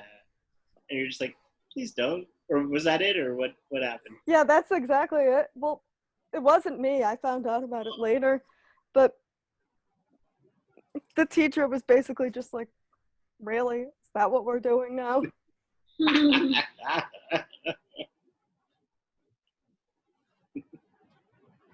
Darn kids. Darn. I got the smell wafting in right now. The smell of trees. Oh, your roommates? It's Oh. hard. I think it could be anywhere. It could be like next door. Could be on the street. Yeah, I mean, this is kind of a backyard. It's probably next door. Oh man, I knew I should have closed my window. Sorry about that. I like the smell a lot. I'm What? a fan. I could tell you I like that smell a lot better than the smell of tobacco. Oh, of course. You'd be a monster not to. I don't know, my students are fucking funny though with that, because they're so anti. I mean, I guess this just goes to show like advertising throughout the years, because they didn't grow up with like Joe Camel and shit like we did. Mhm. But my students are so anti-cigarettes, Mhm. but so pro-weed. Right. And I mean, I don't disagree with them. I just think it's fucking hilarious. I also, Go on, Julian. in addition to that, I read that younger millennials and Gen Z drinks less than the rest of us. That it's like an active choice. As a What? young, Well, you're one of the. I guess. Wait, there's- that they're purposely drinking less? Yeah. Well, I mean, she's an exception, but she does like older men, so we'll think of her in our age group.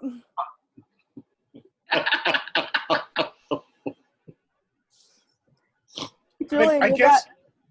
you've got 3 months where I'm only 2 years older than you. I mean, I guess it makes sense. I mean, the other generations probably drink like a lot. So, I mean, I guess it makes sense that one generation was finally like, let's not drink that much. Mhm. You know? And I read somewhere that when Gen Z and younger millennials do drink, they like kind of gravitate towards like, I don't know, specialized craft beers or like specialized or if not drinks, then like non-alcoholic drinks that have like a certain type of flair to them. Everywhere I read that, it was a while. Wait, non-alcoholic drinks? Yeah, if not something with alcohol, then like a non-alcoholic drink with like a certain flair to it, like Like a kombucha or something? not kombucha, but like something that tastes like a drink that doesn't have alcohol. Like not like Okay. You mean sweet stuff? not. You mean like virgin Yeah, cocktails? it's supposed to imitate the taste of a drink that doesn't have alcohol. That is interesting because I know someone online, but he's a little bit older than what you might be talking about. But he was pretty much asking for if people knew about like good non-alcoholic cocktails, and that was kind of strange to me. I was like, I hadn't heard of that. there's a place in Greenpoint that does specifically that. Like they just do non-alcoholic cocktails, but they're supposed to taste like regular cocktails, I guess. I haven't been there. It looked interesting. But this place doesn't serve alcohol at all? No, they serve non-alcoholic beers and they like craft their own non-alcoholic cocktails. What about kava mocktails? Does this place do kava or kratom? I don't know. Have you heard of those things? Yeah, I've heard of kava.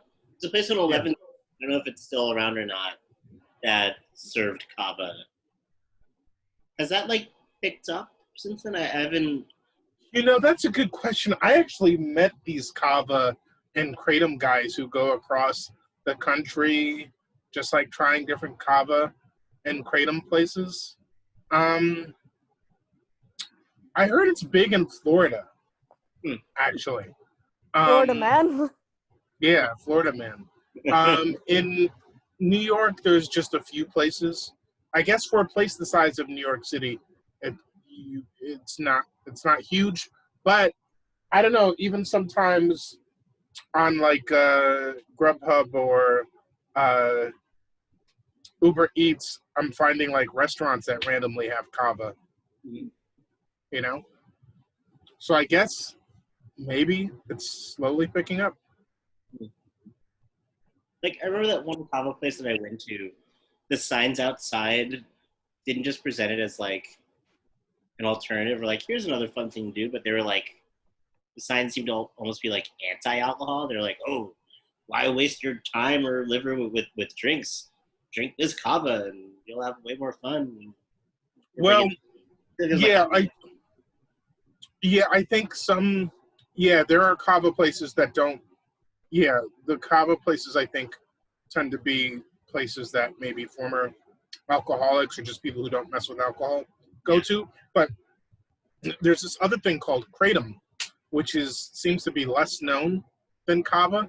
But kava and kratom are kind of like, kratom is like the more energetic drink that you drink, and kava is the more like settled down drink. So yeah, you should try. I mean, if you're, into just trying different things, not necessarily alcohol, like maybe try kratom. that'd be worth it. It's got its own like feeling to it, like, more energized, maybe some feeling of euphoria or something a little bit different. And then some people like both.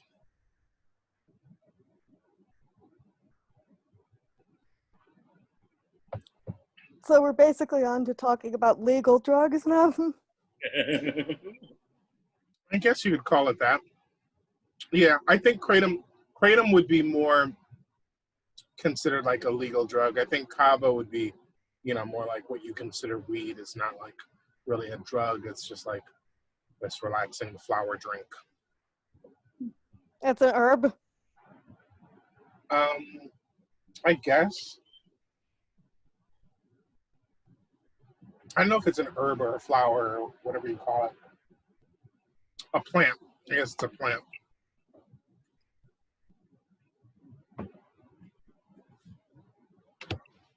There were places in Bushwick. I actually went to a place in Bushwick that was interesting.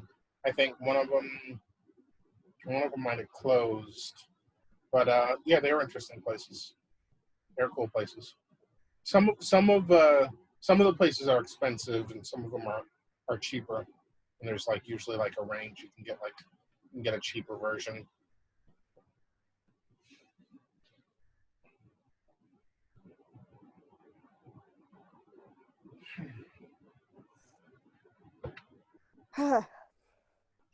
We were on a and it's completely off topic, but just popped in my head. Last night we were on a Zoom call, virtual call with some. You were talking to virtual people? Yes. They weren't real. With some NIPERG folks, and we invited a recent former canvasser, and he spent like the last few minutes or so that we were there on mansplaining communism to communists. Mansplaining communism to communists? That's the oddest thing I've heard all day. That sounds right. Now, how do you mansplain communism to communists? By talking a lot about a topic that you don't know about, but being very sure about what you don't know. And he was pretty anti-communist. Yeah. Got it. So he was basically very adamantly So trying is this like to a right wing? a right wing guy? No. Just anti-communism. Just a capitalist. I mean, maybe like a line up with like Western European social democracy, I would say. Yeah, he was advocating for the democratic socialism, but just like very anti-communist because of Stalin associations. Yeah. But also really young, so he's kind of like, oh man, I'm so excited about Bernie, but also I'm so excited that I really want to talk about everything I know, and didn't like stop to listen to his elders. Elders. Who were kind of like on the sphere of like activism. Right. Well, the children define activism a lot differently than us adults. Yeah. Do they? I mean, I You was think? semi-joking, but it sounds like in this case, yeah. How old is she? Nice. Yeah. I mean, he's about my age. Really? Yeah. Huh. She's like Surprising. 30.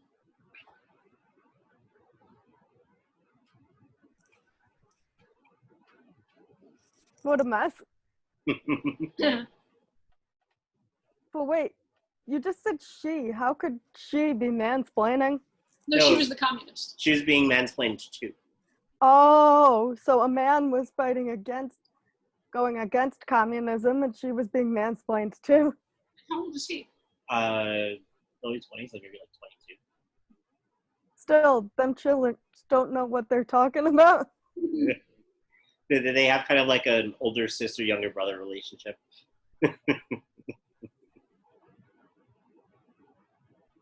Damn kids.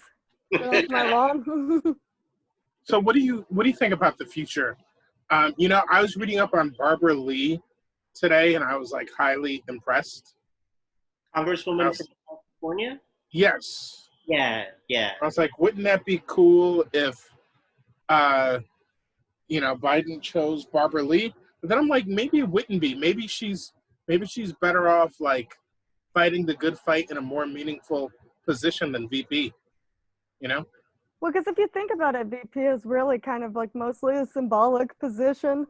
Yeah, that's what I mean. And she's like, a congressperson, so I don't know. She might be able to do more. I mean, definitely, I guess if she was a senator, you'd be like, probably don't go anywhere. I don't know. What do you think? I mean, even though a lot of people don't know who she is, I feel like the leftists who like Bernie Sanders will know who she is. So I feel like, at least politically, it would help because he as prime Bill Biden would be choosing a black woman. So that's and also he'd be choosing someone who isn't just like, oh, I'm choosing this person to appease the leftists. Right. So not a black woman who is not Kamala Harris. Yeah, who's not a cop. I mean, I have a hard time believing that he would actually think he was appeasing the leftists by nominating her. Like, but she is like, oh wait, you mean Barbara Lee or no, Kamala Harris. Oh yeah, no, that's not. Well, no, yeah, I don't think it's. I mean, it's not like leftist. It's just like it's appeasing who he has to appease. It's not necessarily. Yeah, that's what I'm quote, saying. I don't think he's really thinking about. To one stone, or like the left that he would have maybe lost that is loyal to Bernie. They know that Barbara Lee is like a real activist, and right. People who have issues with. Yeah, well, no, but I'm saying I don't think that's how he's thinking. Yeah, it's more like, I mean, get a black woman because it'll help secure the black vote, and it'll just help him secure the base, I guess. Right? Well, it's not necessarily going for Bernie votes, quote unquote. Well, I'll say this though. After it became the numbers for the primaries were in his favor, he did a lot of reaching out to Bernie and to Bernie voters. Okay. I forget what it was called, but there's like a commission that, decided to like listen to and take ideas from AOC and Bernie. It seemed like for the few months where Bernie was still in the race, but didn't have to win. You mean when he was suspended? Yeah. Biden was doing everything possible to like show, I appreciate this faction of the Democratic Party, and I wanted, instead of taking this time to like run a victory lap, I want to take this time to like show them that I care about what they think. That is true. That is true. Even though he did that, I'm not saying that I trust him to, follow up with that the minute after he gets elected. But right. Good to see at least that he's even if he doesn't follow up on it, the fact that politicians think that they have to listen to leftists, I feel like is a good sign. Right. Right. It's kind of like when, and not the two are the same, but when like a dictator who has the military on his side tries to paint their own country as being a democracy. It's like Putin winning 70, 80% of the vote, but still needing to say there was a real vote. Uh-huh. And didn't he win like some vote, like installing him as president for like the next 16 years or something crazy like that? Yeah, he's going to be there for a Hopefully I'll still be alive when he's out of office, right? Wait, Putin's going to be president for the next 16 years? Apparently. I bet Trump is like, how can I get me some of that? Oh God, I hope not. We'll move to Moscow on like January 19th, 2021 to avoid the coming indictments. They're going to give him a nice little castle in Moscow, like the smallest little castle next to all the oligarchs. We'll jump on the plane and Melania? Yeah. Melania will be like, oh yeah, no, I'll meet you there. No, I think more than likely he's going to be like sent off to Moscow on January 21st, 2021, because on January 20th, he's going to be fighting with the National Guard who's trying to arrest him for trespassing when he won't leave the White House. Right. But Well, he likes his home anyway better than the White House, right? well, He wasn't even doesn't like he say living. the White House is a shithole residence? Yep. He's going to live in Florida now. Right. He's Closer definitely- to his golfing, closer to Mar-a-Lago. Definitely going to stay now that there's a plan to paint Black Lives Matter right along 6th Avenue. Well, and then, Yeah. did you hear the most recent how he said he actually asked like in a tweet or something, why was the NYPD not going after these graffiti artists?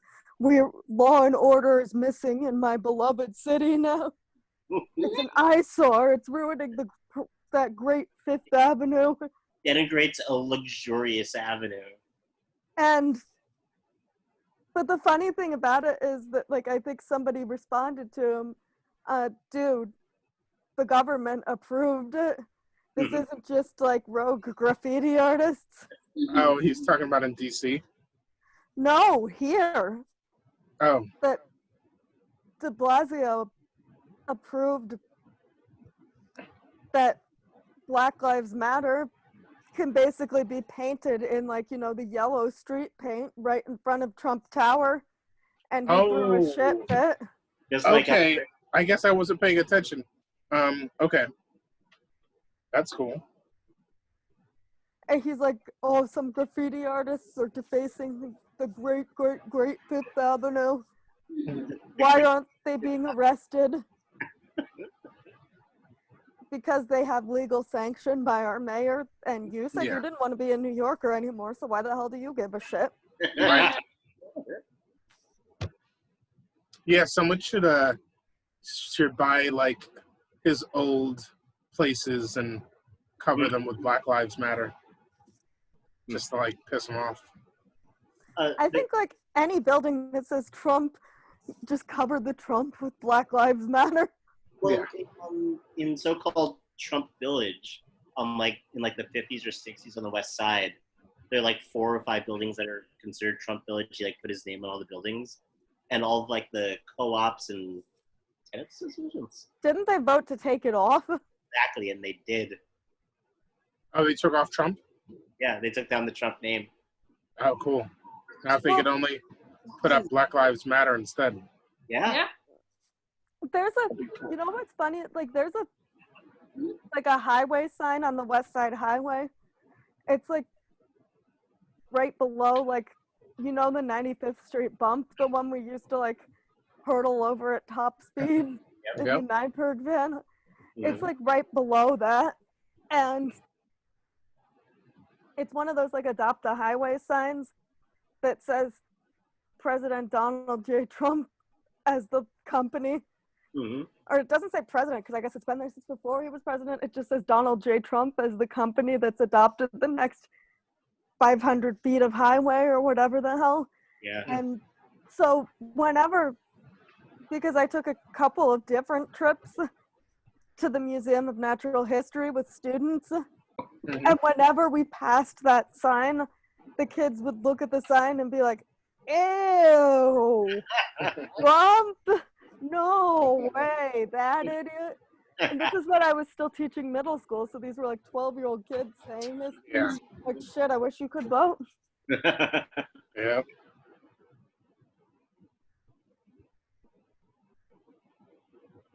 But it's like, you know, they were pissed because we're talking like kids who could be having family members deported and things like that. Right.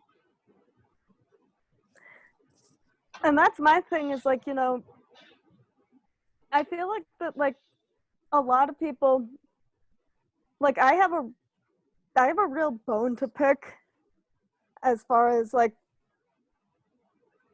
I do have a bone to pick about Biden and the crime bill. Oh yeah. Yeah. And I know like factually like Obama like was way too tough about immigration. But like I feel like I don't know, I feel like even though people were still getting deported under Obama, or like Biden has the whole crime bill mumbo jumbo, that people are still more scared under Trump of getting deported and whatnot. And I feel like that even if there was a fair chance that might have happened, the deportation may have happened under Obama, I feel like just his rhetoric is just scaring them so much. But yeah, I mean, not that the deportations under Obama were good, but at least now it's out on Front Street. Yeah, at least they weren't coupled with Hate speech? with amplifying white supremacists chanting white power. Yeah. Like it's a new kind of much worse bad. Yep. Flav, that video with Candace Owens and T.I. Yeah. That we were posting about the other day, like that shit had my blood pressure up for like an hour afterwards. I was just so I haven't heard about seethingly mad at Candace Owens. What Yeah. what happened? It's just her on a panel. UTLDR, and I can't. It's just her on a panel with T.I. and Killer Mike and some others, and she gets a chance to like espouse some of her views on things, you know. That's just, I mean, it's hard to hear her speak and not be triggered. Incensed. Yeah.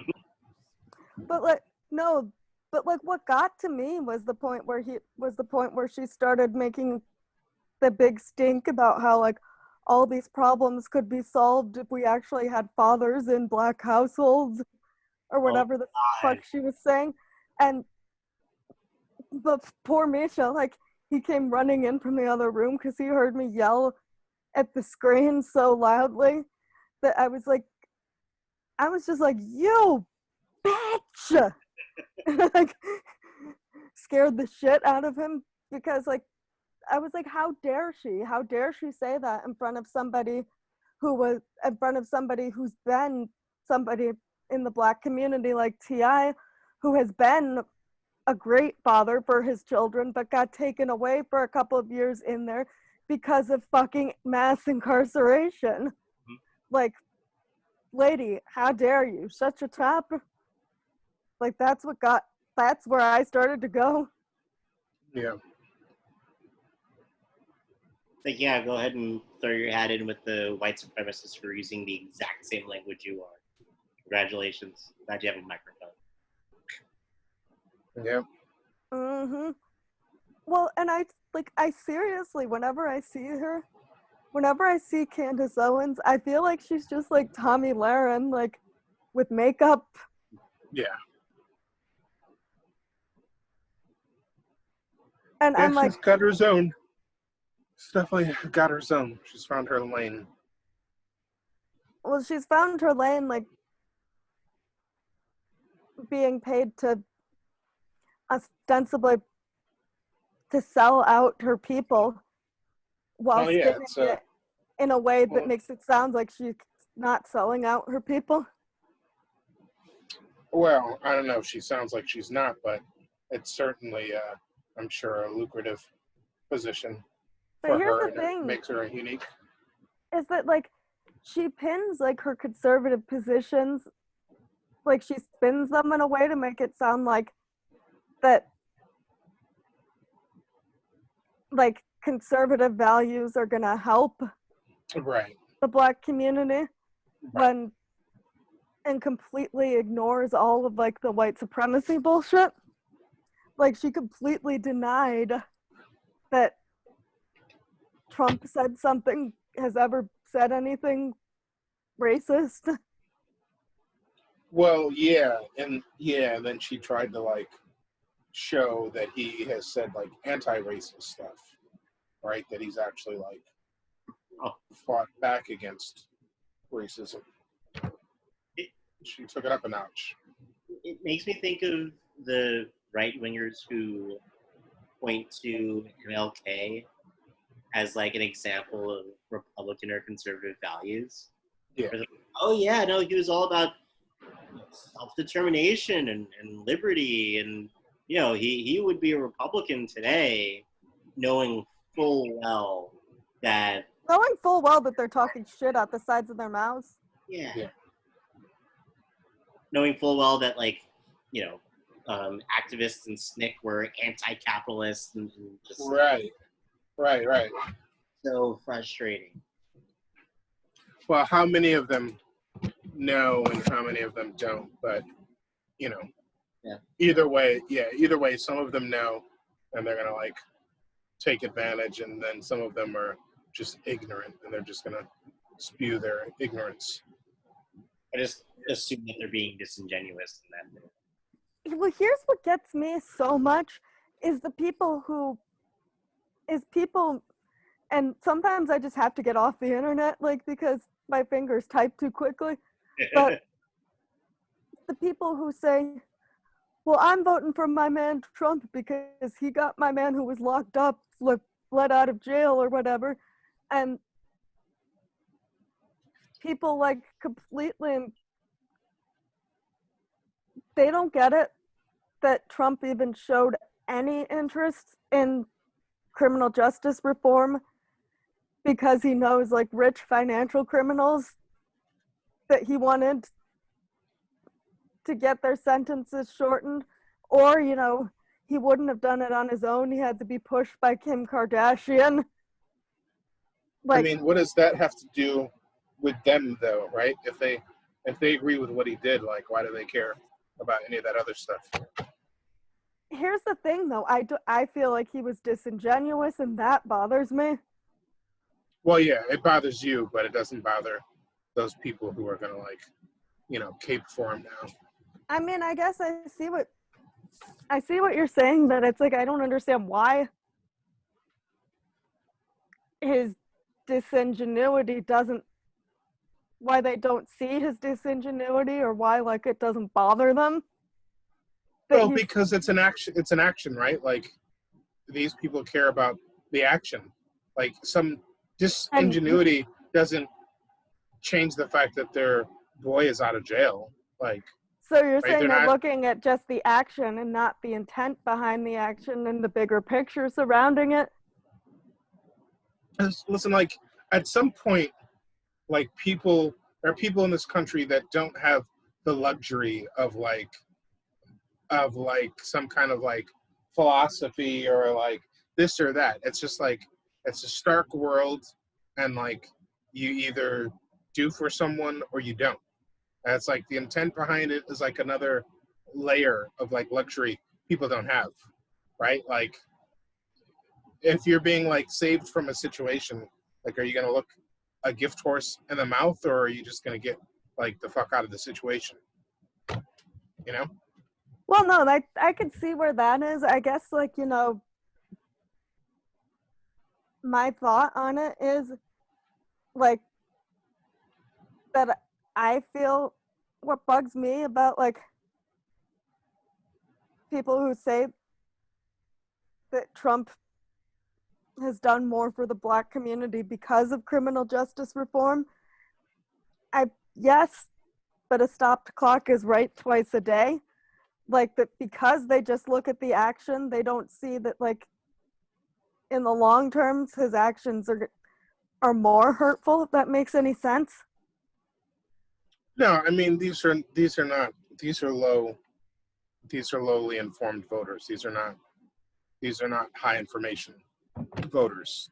You know, that's They're not obvious. high information voters, and they don't want to, they don't care to get the information, it seems like. But I wonder, I know maybe a month or so ago, I was saying the same thing, and Emily, you told me about some of either people you know or students that you have who were saying that. I can't imagine that, and that was like a month ago. I can't imagine that protests in the recent weeks and everything else in the news hasn't permeated like their consciousness, and that even if, Whose consciousness? I mean, I Black guess, Trump voters. yeah, and that like if maybe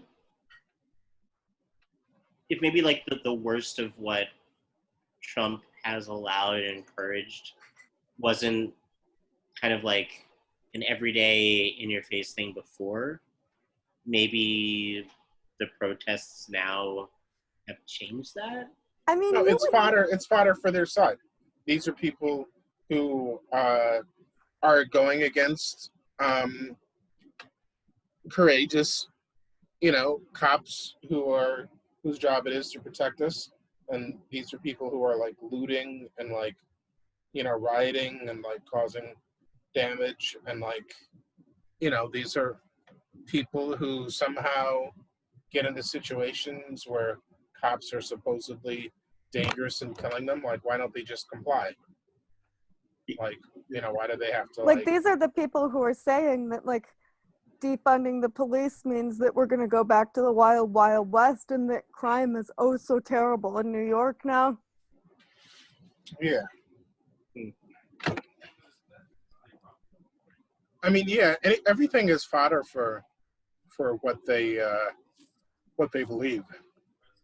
But though, I mean, maybe I shouldn't be so cynical, because there are people who have like finally seen that some shit has been like fucked up, like some of these situations, like with like Ahmaud Arbery and like George Floyd have been fucked up, even from sources that typically would never admit to anything like that. So I mean, there could be a crack. Like I feel like even Sean Hannity and Tucker Carlson are like, oh yeah, well those two specific things shouldn't have happened. That maybe Black Trump voters would be like, hold on. But at the same time, there's also conservatives that are spreading, excuse my French, but spreading the horse shit that Arbery was trying to burglarize a house, and that, oh, well, the white people were just trying to keep him from committing a crime. Why aren't you thanking these white people? Instead, you're arresting them. Yeah, that's the kind of stuff that Candace Owens is pushing. Oh, that's so much. Even though other white people walk through the same construction site, just because he jogged through it, like jogging through an empty construction site means he deserves to die, while other people who basically, there have been conservatives that say he was casing the joint, and that the guys were just protecting the neighborhood, which is stupid because number one, that's a flat out lie. Number two, who died and made them boss? They were not working in any official capacity. They were just being vigilantes. Yeah. Well, that's you know, they've they've they've been deputized to you know, be slave catchers or to And help but out that's the what cops in their drives me mission. that's what drives me nuts about like NRA culture, is that like people think that they have the right to have guns to protect themselves, but like what are they so fucking scared of? Like them thinking that they have the right basically to have semi-automatic weapons to protect themselves. Well, because Like, they want to protect themselves from like the government, who has like weapons. or they want to protect themselves. And a lot of times I feel like though that it is white people who want to protect themselves from a little bit of melanin, for lack of a better term. Well, And they'll yeah, never and come out and say that. some of them fear a race war, for sure. Some of them want a race. Yeah. Like they don't. It's like they don't fear it. I feel like they're actively. Well, good, they got their wish. Because right now, like, quite frankly, this is just the beginning, and they're going to be called out on their bullshit for ages. So I don't know my thoughts on this, but I didn't read this yet. I only heard like an interview with the author, but I recently learned about the Socialist Rifle Association, or the SRA. So I've like heard that. leftists with guns. Yeah. And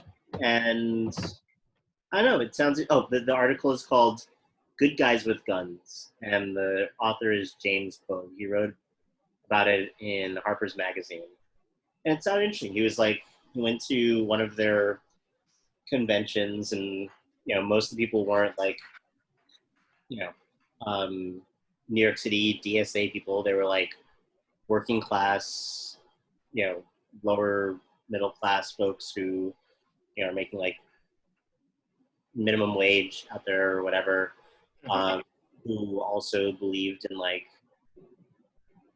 arming themselves, and it seemed like a different philosophy than like we got to protect our property and our houses from the brown invaders kind of thing. It just seemed really interesting. And the author, yeah, there's the SRA stuff, and then there's black organizations, black gun organizations, that have formed as well.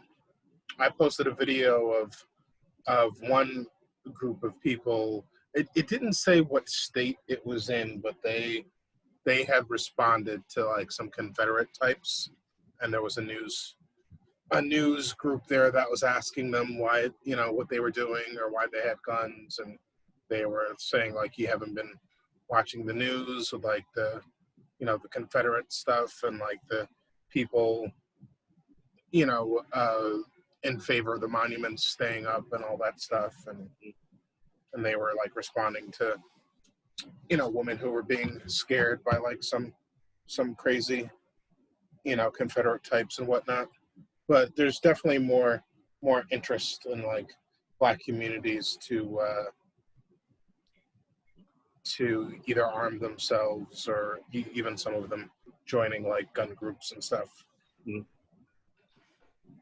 Because they're afraid of the people who seem to be appointing themselves rogue vigilantes. Yeah. Yeah. And then the professional vigilantes. Right. Otherwise known as the police. Yeah. Yeah. But you know what's so depressing though is that I feel like that like whatever, like 25, 30 years ago, 25, 30, 35 years ago,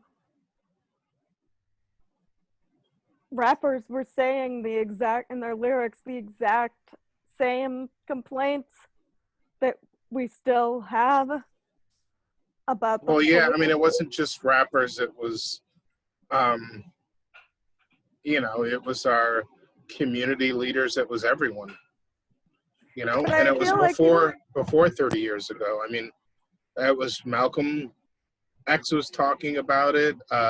Sanford and Son was talking about it. I usually post a video once a year of like this clip from an episode of Sanford and Son where his son Lamont is trying to talk to his father about health, saying, "Pops, don't you know that like heart disease is like the number one killer of African American men every year?" And then Sanford goes, "Oh, really? I thought it was the cops."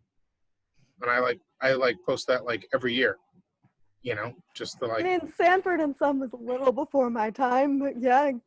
Well, that's my point. Is it's been forever. It's like been a long, long time. It's been like forever. It's been like you know rappers in the 80s, rappers in the 90s, civil rights people in the 80s and the 70s, the 60s. Like, it's been forever. It's been the same story. Well, and it's frustrating because I feel like that, like every time something happens, like what happened with George Floyd, you feel like, is this finally going to be the time that somebody actually pays a fucking bit of attention? And then it always seems to be a letdown. Well, but why would it be different? Why, like, what would be like the difference if it keeps happening Well, every time to the same result? Here's one thing that's encouraging as far as the difference this time. I read this kind of like clip earlier today that it's possible that these protests may have been the largest in American history. Specifically, what I read was that, so I'll just read it here. Recent Black Lives Matter protests peaked on June 6th when 500,000 people turned out in nearly 550 places across the United States. That was a single day in more than a month of protests that still continue today. But according to like some counting, different types of like pollsters and counting whatever, anywhere between 15 million to 26 million people across the United States have participated in demonstrations, which would make it larger than any other protest in U.S. history. Yeah, well, no, this time around is great. There's been a lot of momentum. I think that the looting and the rioting definitely helps. So I always push back against people who complain about that. It's usually like well-meaning, white folks, often who consider themselves very progressive. But not just like in this country has the turnout been amazing, but worldwide the turnout's been totally incredible. And now like we've had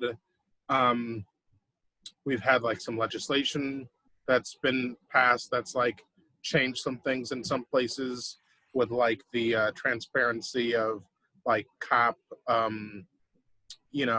profiles and information and wrongdoing. And then the election of people like Jamal Bowman and Mondaire Jones and like people who are calling for like reparations and abolition and decarceration and stuff like that. Those are like, that's like a real succession of victories. It's like taking a moment that happened and amplifying it through like protest and unrest, which is like a big part of it, right? Not just like another protest, but like scaring, the capitalists and like scaring moderates into like really scary, rioting, looting type of shit, and then making real change with it, and getting good people in good leadership positions. And then like there's been some DAs on the West Coast who have been elected, like radical DAs one in who San are for abolition. Francisco, for Yeah. one. Yeah, so that's really good. So yeah, we just have to keep going in that direction. We just have to like line all those ducks in a row and like keep fighting for it in a way that's like meaningful and not just like, some symbolic outrage that doesn't go anywhere.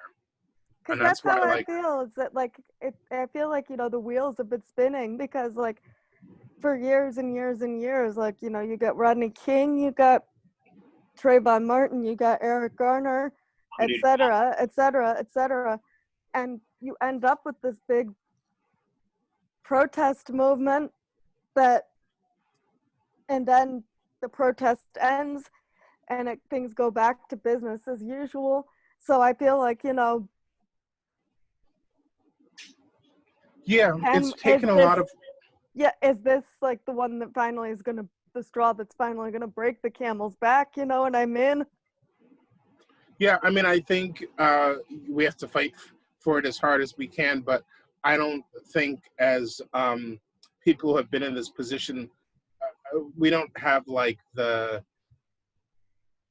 we don't have the luxury of like getting disappointed or like feeling let down if shit doesn't work. There's just like there's no time for that energy, right? It's survival. So like, you know, we either do everything that we can to take the bull by the horns and survive and like push it to another level, or like we find a way to like re-strategize and do something else. But that's why I was like, you know, kind of like needle people who are on the fence, who consider themselves progressive, and they're talking shit about the looting and like all that stuff, or they're saying, why didn't they call it Black Lives Matter too, or like all this like bullshit, like on the fence stuff that people are saying, or like saying that, oh, like defund the police wasn't a good slogan and like all that other stuff. I always challenge people. What's that? Not gonna track well politically. Like I Yeah, Well, yeah. And then you see like and then you see the alternative is this long string of like nonsense. It's like, well, that doesn't sound as good as defund the police. You're basically like saying the whole policy in a string of sentences. Like, that's not an easy way to like say something. You know, like you got to like call it what it is in a way that might be controversial and that might stir up, you know, some press or something, right? well, Like, and I think like that actually, it kind of drives me nuts. Like when people complain too much about the looting, because I feel like, you know, although I have to admit, it bugs me a little bit, like that people were looting Fordham Road. Like I could give two shits that they were looting Soho, but it does bug me Right. a little bit that they were looting like small businesses on Fordham Road. yeah, But like the stuff on Madison Avenue in Soho, like, I'm sorry, but fuck it. Like rich people stuff can be replaced. even the rich, not people, but like entities that own those stores in Soho, decided to knock back the police that tried to lie about what was stolen. Like there was a story where like the NYPD was like, oh yeah, this Rolex store, people broke in, they stole $2.4 million of watches. These people need to be caught. And then the person who was in charge of the Rolex store said, yeah, they broke some stuff. They didn't steal any watches. Everything was in the safe. So we're fine. Like, I don't understand what the big conundrum is. It was like, we're okay. yeah, because the police are shady as fuck, and they're like trying to like sow as much discord as possible. Well, they're trying to act like they're needed. Right, yeah, and my to justify their egregious behavior. My favorite today was my favorite in the past 24 hours, and this is probably why it's probably just as well that I'm going back to work on Monday. But my past 24 hours consisted of arguing with strangers on Facebook about the safety at night around Yankee Stadium. Like, because it was stupid. Like, there was a post, like, basically saying that the Yankees, there was a post in one of the Yankees, like, official Facebook pages basically saying that, like, depending on what happens with the COVID, that there was a possibility that they might be able to allow fans later on in the season because baseball is an outdoor sport, like, and sell like, you know, every fourth seat or whatever to maintain social distancing. Okay. But like, so anyways, it's like an innocuous thing like that. And then 2 or 3 people commented saying, well, I wouldn't step foot into New York now. It's just not safe. Not with the way that the crime is out of control. and I basically said, excuse me? I think maybe you better like look where you're talking about, because I'm not exactly feeling scared to like run around the corner to the store right now. Where are Like, these people from? I think New Jersey. But Oh, yeah. but then when they respond to me, they claim, oh, but I grew up in the city and it just isn't, the crime rate is horrible because the police are on a work slowdown or whatever, because You they're notice they afraid don't to say, arrest you know, people. yeah, you notice they don't say they live in the city. They say they grew up there. Like what, like Exactly. you grew up in the 80s? Like, The type of New Yorker. Oh, the ones I who have a whole left. philosophy on this. Yes, they're Yeah. traitors. Well, and they carry on about how like, you know, how like, you know, they lived here when the crime was really horrible in the 70s and 80s, and how they don't want it, they see it spiraling in the direction of going back to like the horribly dangerous 70s and 80s right now.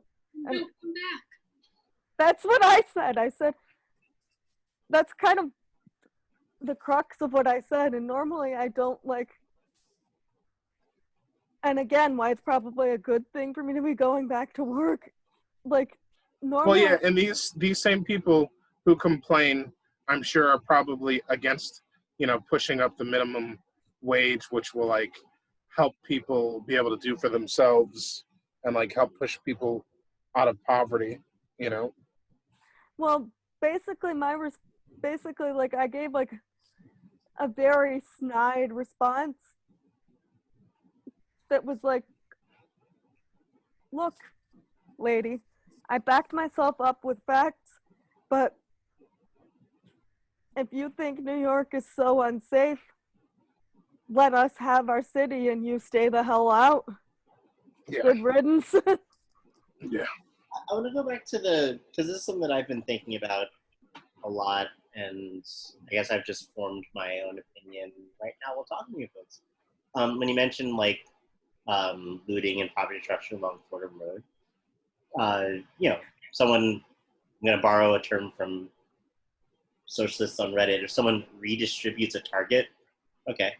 But like, you know, of course, small businesses and small business owners and people who work in small businesses don't deserve that. But I guess what bothers me is when media will spend more time mourning the loss and destruction of property than they will, you know, The loss and destruction of life. yeah, and then they will, you know, I think the guy's name was Jamal Floyd, the guy who was in detention, at a detention center in Sunset Park and died because a corrections officer attacked him with pepper spray. Or Amy Grossman, a protester in, I think it was Ohio, who after being pepper sprayed by a cop had an asthma attack. Just like, you know, let's you have a show on CNN, you have a half hour to talk about things. Like, yes, the people who own businesses who are just trying to help out the community and do their own thing don't deserve to, you know, experience the financial loss and life-changing negative stuff that they experience when their business is attacked. But if that person on like CNN or whatever spends more of that half hour talking about that awful thing that happened and less time about people whose names we don't know, who died from police violence, vigilante violence, and like that, then what are they doing? Well, it's lazy. I mean, yeah, they're just feeding a negative story, and it's just lazy journalism. You know, as like the guy holding the gun in the video that I reposted from Instagram is like, why do you wait until, you know, the oppressed people are fighting back before you come asking questions and come with your news stories? Like, why aren't you focusing on like what got us here in the first place? You know? So yeah, it's just like shitty journalism, and it's just like, you know, everyone sees like the fire and they want to like run to it instead of like really digging deeper for the real shit. But it's all about commerce and capitalism. It's those stories feed the ads is all they pretty much do. They're selling ad space. Well, and I think like, you know, I kind of see like, I think they spend way too much time talking about like property damage, because honestly to me like that's not the news story. And I'm not going to say like it doesn't, I mean, here's what the only place where I'll say like the looting was bugging me in the sense, like it's not only about like complaining about looting small businesses. I think it's that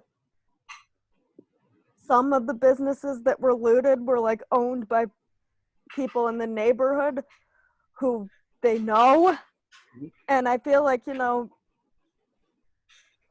I get the purpose of the looting, and I get that like it's to make a point, but I feel like, you know, I don't know, it makes more sense to just to loot from like corporations than Well, I mean, like that's what people most you people. know. I mean, that's what most people do. First of all, and second of all, I doubt anyone's looting from people that they know. I just doubt that that's happening. Yeah, I mean, I just doubt that. I just the doubt thing that. is that like the thing is though that people that people like that I know in the Bronx have told me that like people that they know had their stores destroyed by looters. So Right, but it doesn't mean that those looters knew those oh store no, I'm owners not personally. saying that those looters knew the store owners personally per se, Yeah. but like I feel like, you know, it kind of defeats the purpose of the whole thing, I guess, to loot a black owned business or to loot a Latinx owned business. Well, You yeah. see I what mean, I'm this trying to is. say? I do. I mean, I disagree with the sentiment because this is a force of nature. It's not like a calculated thing. This is like what happens when people are put under this much pressure that they finally like snap, right? So this is like, we're looking at a huge trend of people who have been extremely forgiving in this country. And I've been wondering how long it was going to take before something finally erupted. And so now people are like snapping back. Now, whether these, you know, businesses are being looted by like, by some of the, you know, outsiders they kept talking about, or, you know, anarchists or like white folks or whoever it is, or whether it's just people like in the neighborhood whiling out, doesn't really matter. And it's not like this planned thing, like, why don't you go do it over here? Like, some people are like calculated and planned, and then there's just this like this chaotic moment that we find ourselves in that's like caused by neglect and you know, caused by like white supremacy and people having this boot on their necks for so long. So what you're saying is like, do you feel like that it's like an emotional reaction, that there wasn't necessarily a strategy planned?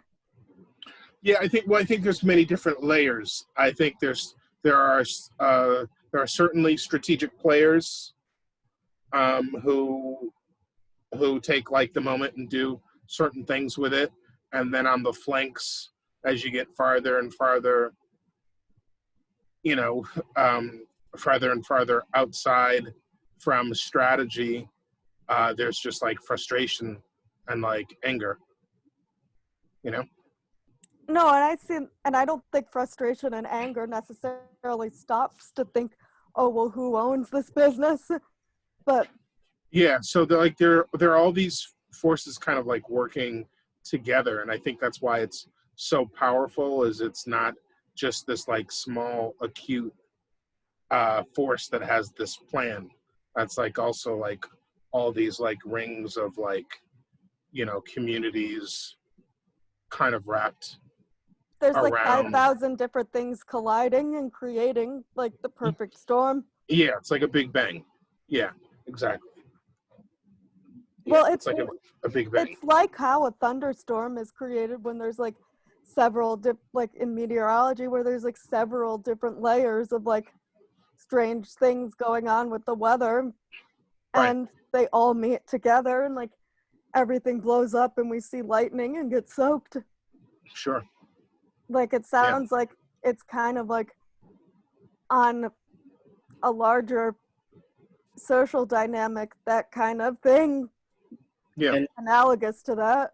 Yeah. getting to my point from before, someone's reporting on the weather, they decide to like talk about the lightning that, you know, set a factory on fire, but don't talk about the lightning that killed a person. And it's like, okay, well, why are you even on the air? Right. Or they talk about like how people's houses got flooded by Hurricane Sandy, but not if there was like a fatality or something, for example.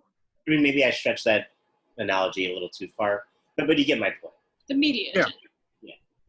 agenda. It's where the media is focusing their attention. Yeah. Viewers for the 20 or so minutes that you're on the air, not counting ads, and you're talking about, like, yes, it's people who work there and who own the business didn't deserve that, but also neither did people who died as a result of the thing that, like, caused this problem in the first place. Well, yeah, and I think it's like it makes no sense at all to like to be honest with you, as kind of blunt as this sounds, at least no matter who the people were who owned the small businesses that got looted, they're still in better shape than George Floyd or Ahmaud Arbery because they're alive. And I think Certainly. that like what happens is that like it's bothersome that the media focuses on like, oh, woe is them, the strife of all these people who are losing their businesses, versus like, you know, the families of Arbery or Floyd or Breonna Taylor who are in mourning for the fact that like their loved one is dead.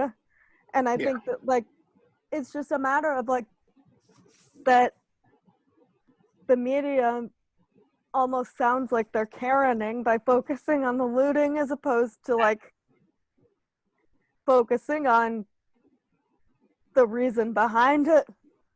Yeah. Like, am I making any sense?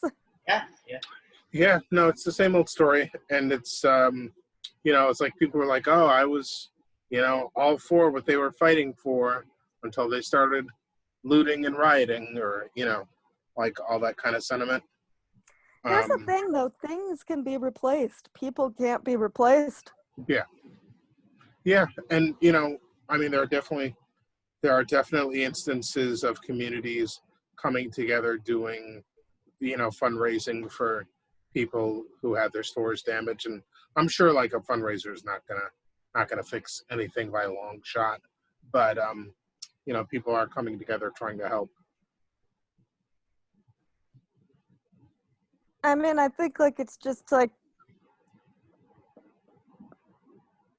a matter of like, I mean, I'm not gonna lie, like fortunately, like this didn't end up being the case that I'm aware of, but I was terrified that some of my students were participating in the looting, not Yeah. necessarily because I disapproved of them doing it per se, but because I Getting in worried trouble. about what the consequences would be for them. Yeah. On a similar note, as far as consequences go, did anyone see that, not this weekend, the previous weekend, Donald Trump's Twitter was just posting digital versions of posters with photos of people who were taking down statues and essentially saying, like, they're not wanted dead or alive, but like, if you see this person, call this, federal All marshal. Crime Stoppers.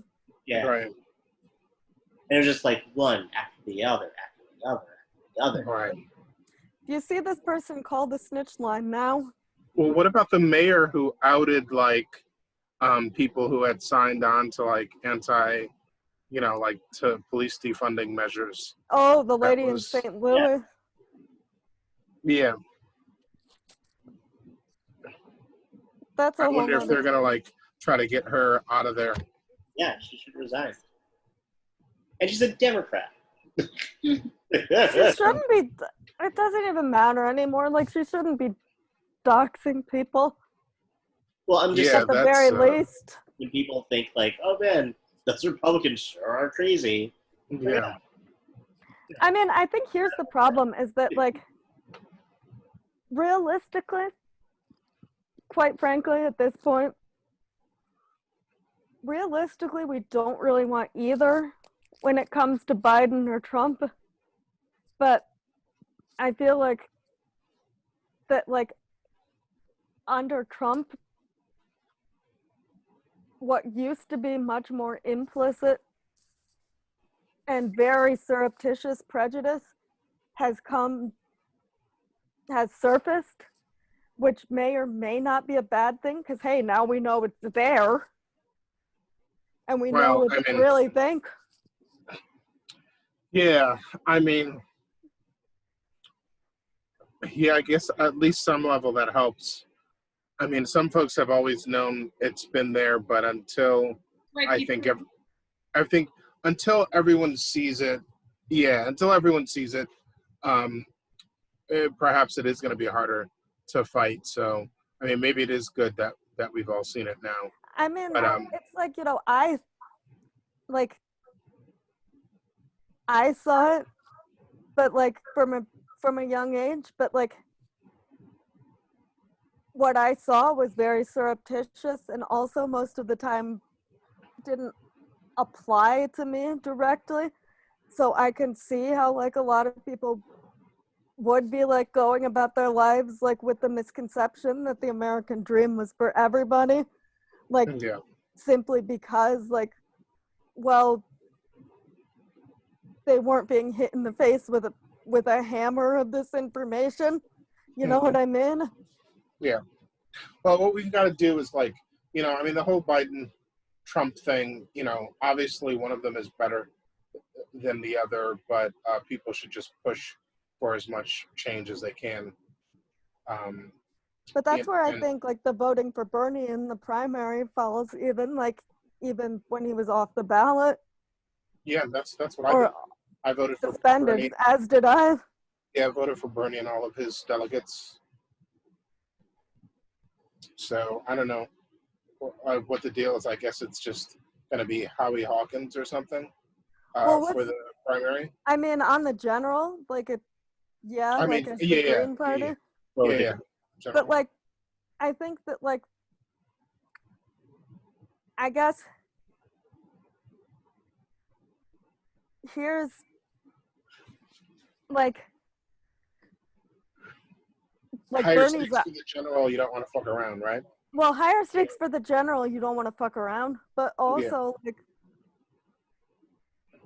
from what I did gather, it actually made a difference to keep Bernie on the ballot in New York because I think he may have actually gotten enough of a percentage of the vote to split the delegates rather than what the state wanted to do, which was Okay. to award them all by default to Biden. Because I I think see. you have to get right, 50. they actually didn't want to have primary elections, right? No one was going to call them. Well, then here's the thing is that there were like a third of the counties in New York apparently, and this is actually true, but a third of the counties in New York apparently didn't have any primaries on their ballot except the presidential one. So they thought, like, for example, like my mom upstate, her ballot only had Biden and Sanders on it, basically, because Yeah, mine did and too until I had to ask the people at the polling place 5 times in a row for my other one until they finally gave it to me. no, but like I'm saying, there was no race where she was to be Oh, there on was page no. to be on a Oh, there page was no two, race. because I see. where she is, there's a because I don't think either Schumer or Gillibrand is up this year, Oh, and okay.